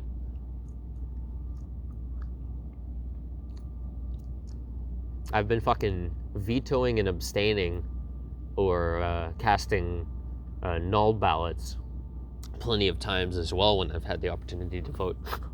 So, in those things, I haven't had an opportunity to prove that I'm a fucking competent and skilled industrious laborer and worker, whether it be in construction or farming or manufacturing. I would be fucking nice. I'd like a fucking opportunity at that. I really would. If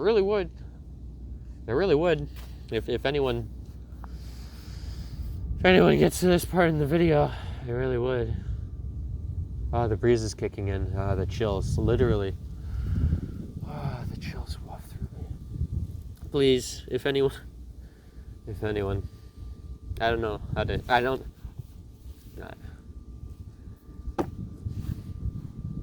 and then, if I am given the opportunity to cast my votes and my ballot into that identity as an industrious, dutiful, mature, disciplined worker, construction worker, or farmer, or manufacturer, how do I fucking prevent my hand from wavering and nulling the ballot, or fucking self-destructing, self-sabotaging, fucking self-destructive tendencies? Oh my god.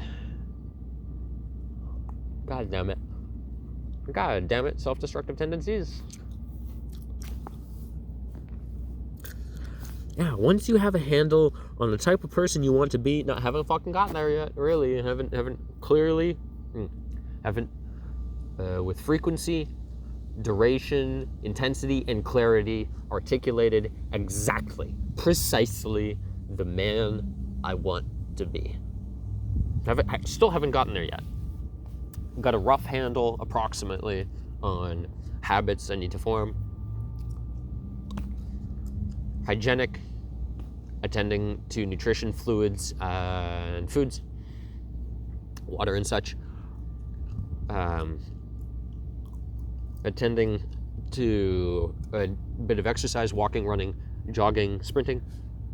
Attending to literature, books.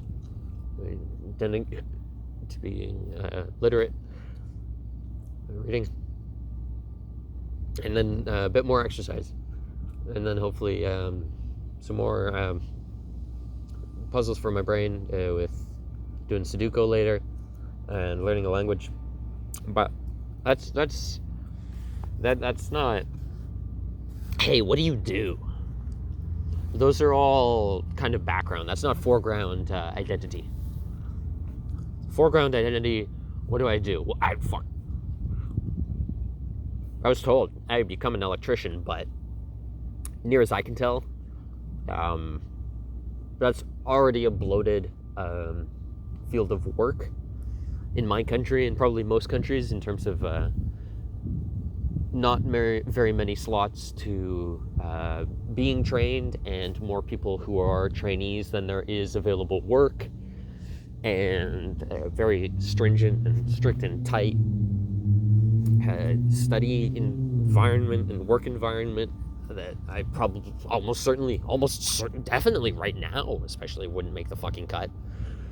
I don't know if ever, but yeah, if not an electrician, I have a long list of jobs I'd respect myself at doing, but who am I? Who am I meant to fucking be? Who are my people on my team? And who, what, where do I fucking plant my flag, damn it? Where do I plant my fucking flag? Jab it into the ground. Where's my hill? What's my destiny? Oh god. I'm looking up at no stars because there's too much light pollution, and the rustling, what's the thing with the leaves? Rustling in the leaves, I believe. It's so beautiful, but you can't really see it because of lighting and stupid fucking camera. We're almost there. Once you have a handle on the type of person you want to be, you can begin taking small steps to reinforce your desired identity. I have a friend who lost over 100 pounds by asking herself, what would a healthy person do? All day long, she would use this question as a guide. Would a healthy person walk or take the cab? Would a healthy person order a burrito or a salad? She figured if she acted like a healthy person long enough, she would eventually become that person. She was right. The concept of identity-based habits is our first introduction to another key theme in this book: feedback loops. Your habits shape your identity, and your identity shape your habits. It's a two-way street. The formation of all habits is a feedback loop, a concept we will explore in depth in the next chapter. But it's important to let your values, principles, and identity drive the loop rather than your results. The focus should always be on becoming the type of person, not getting a particular outcome.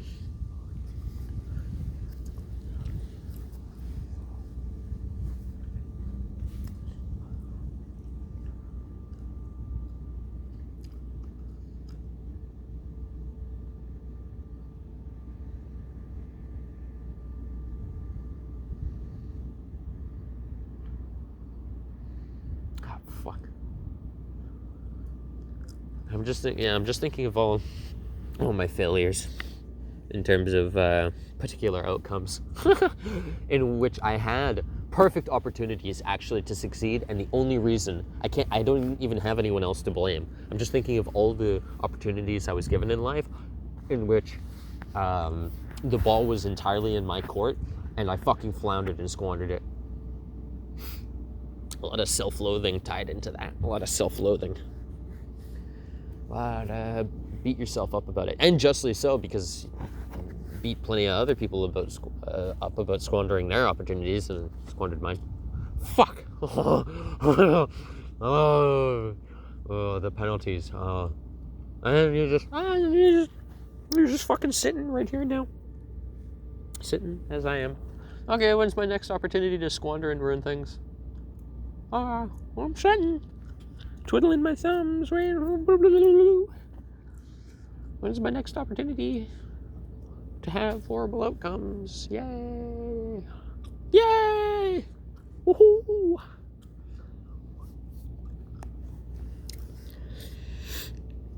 The real reason habits matter. Let's find out. Identity change is the North Star of habit change. The reminder of this book will provide you with step-by-step instructions on how to build yourself. Can I build habits that allow me to read the words that are there, not the words that aren't there?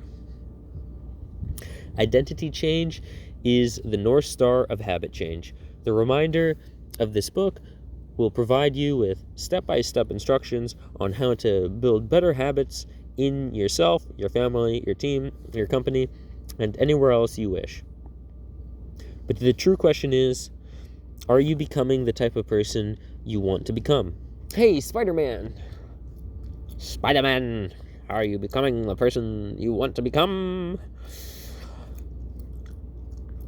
The first step is not what or how, but who. You need to know who you want to be, otherwise your quest for change is like a boat without a rudder. And that's why we are starting here. You have the power to change your beliefs about yourself. Your identity is not set in stone. You have a choice in every moment. You can choose the identity that you want to reinforce today with the habits you choose today. And that brings us deeper to the purpose of this book and the real reason habits matter. Building better habits isn't about littering your day with life hacks. It's not about flossing one tooth each night, or taking a cold shower each morning, or wearing the same outfit each day. It's not about achieving external measures of success like earning more money, losing weight, or reducing stress. Habits can help you achieve all of these things, but fundamentally, they are not about having something. They're about becoming someone. Ultimately, your habits matter because they help you become the type of person you wish to be. They are the channel through which you develop your deepest beliefs about yourself. Quite literally, you become your habits. That proof.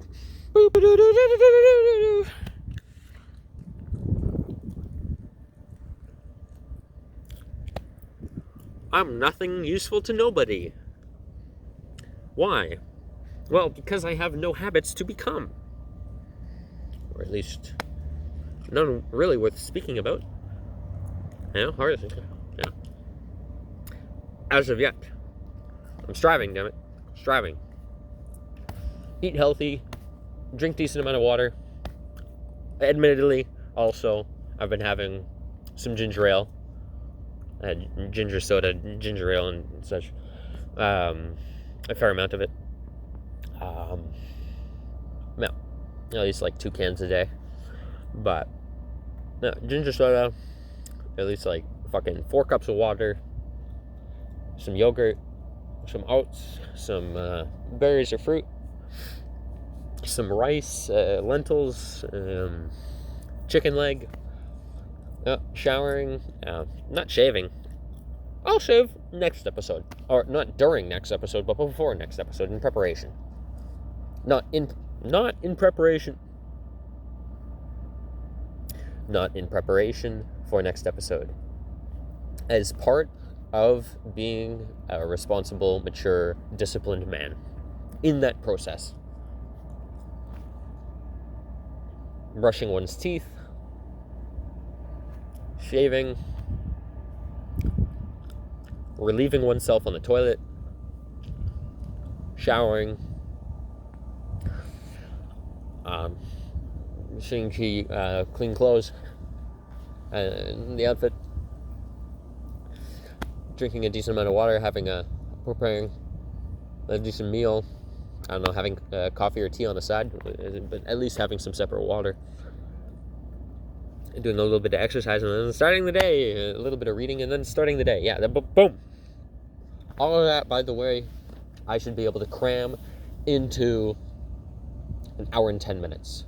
An hour and 10 minutes. So that is 70 minutes.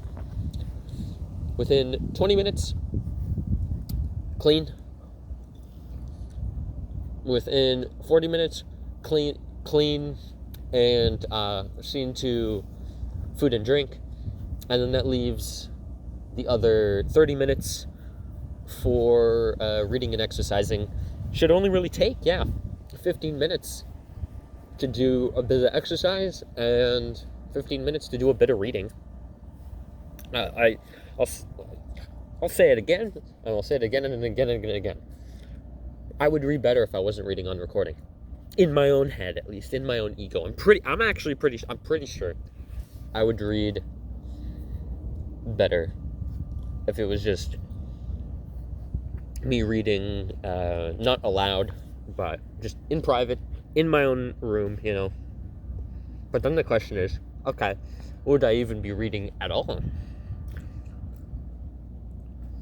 Proof is in the pudding. Proof is in my votes in the past, in the history. Answer is, more oftentimes than not, at least out of 20 times, once. 1 out of 20 days I'll be reading. But vast majority, not reading. I don't mean fucking online news articles or forums or comments or reply sections. I mean book.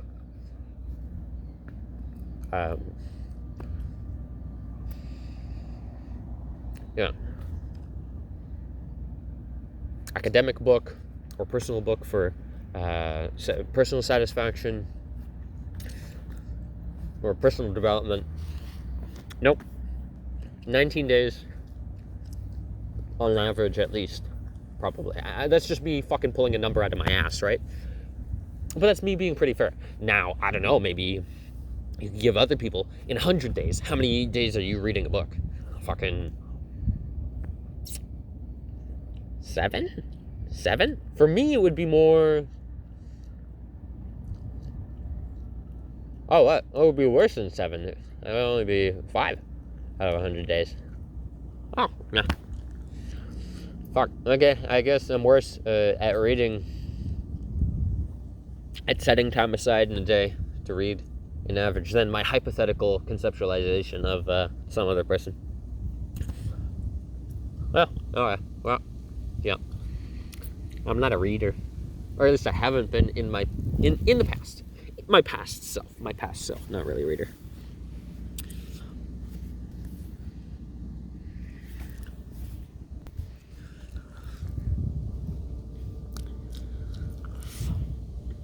Quite literally, you become your habits. Chapter summary. There are 3 levels of change: outcome change, process change, and identity change. The most effective way to change your habits is to focus not on what you want to achieve, but on who you wish to become. Your identity emerges out of your habits. Every action is a vote for the type of person you wish to become. Spider-Man, didn't you realize this? How come you didn't realize this, Spider-Man? Who do you want to become, Spider-Man? Becoming the best version of yourself requires you to continuously edit your beliefs and upgrade and expand your identity. The real reason habits matter is not because they get... the real reason habits matter is not because they can get you better results, although they can do that, but because they change your beliefs about yourself. And that is how your habits shape your identity and vice versa. That chapter number 2, done. See you tomorrow for the next episode, chapter number 3. How to build better habits in 4 simple steps. What a delightful evening. Or, I guess, eerie morning, actually. Nighttime. Morning time, yeah.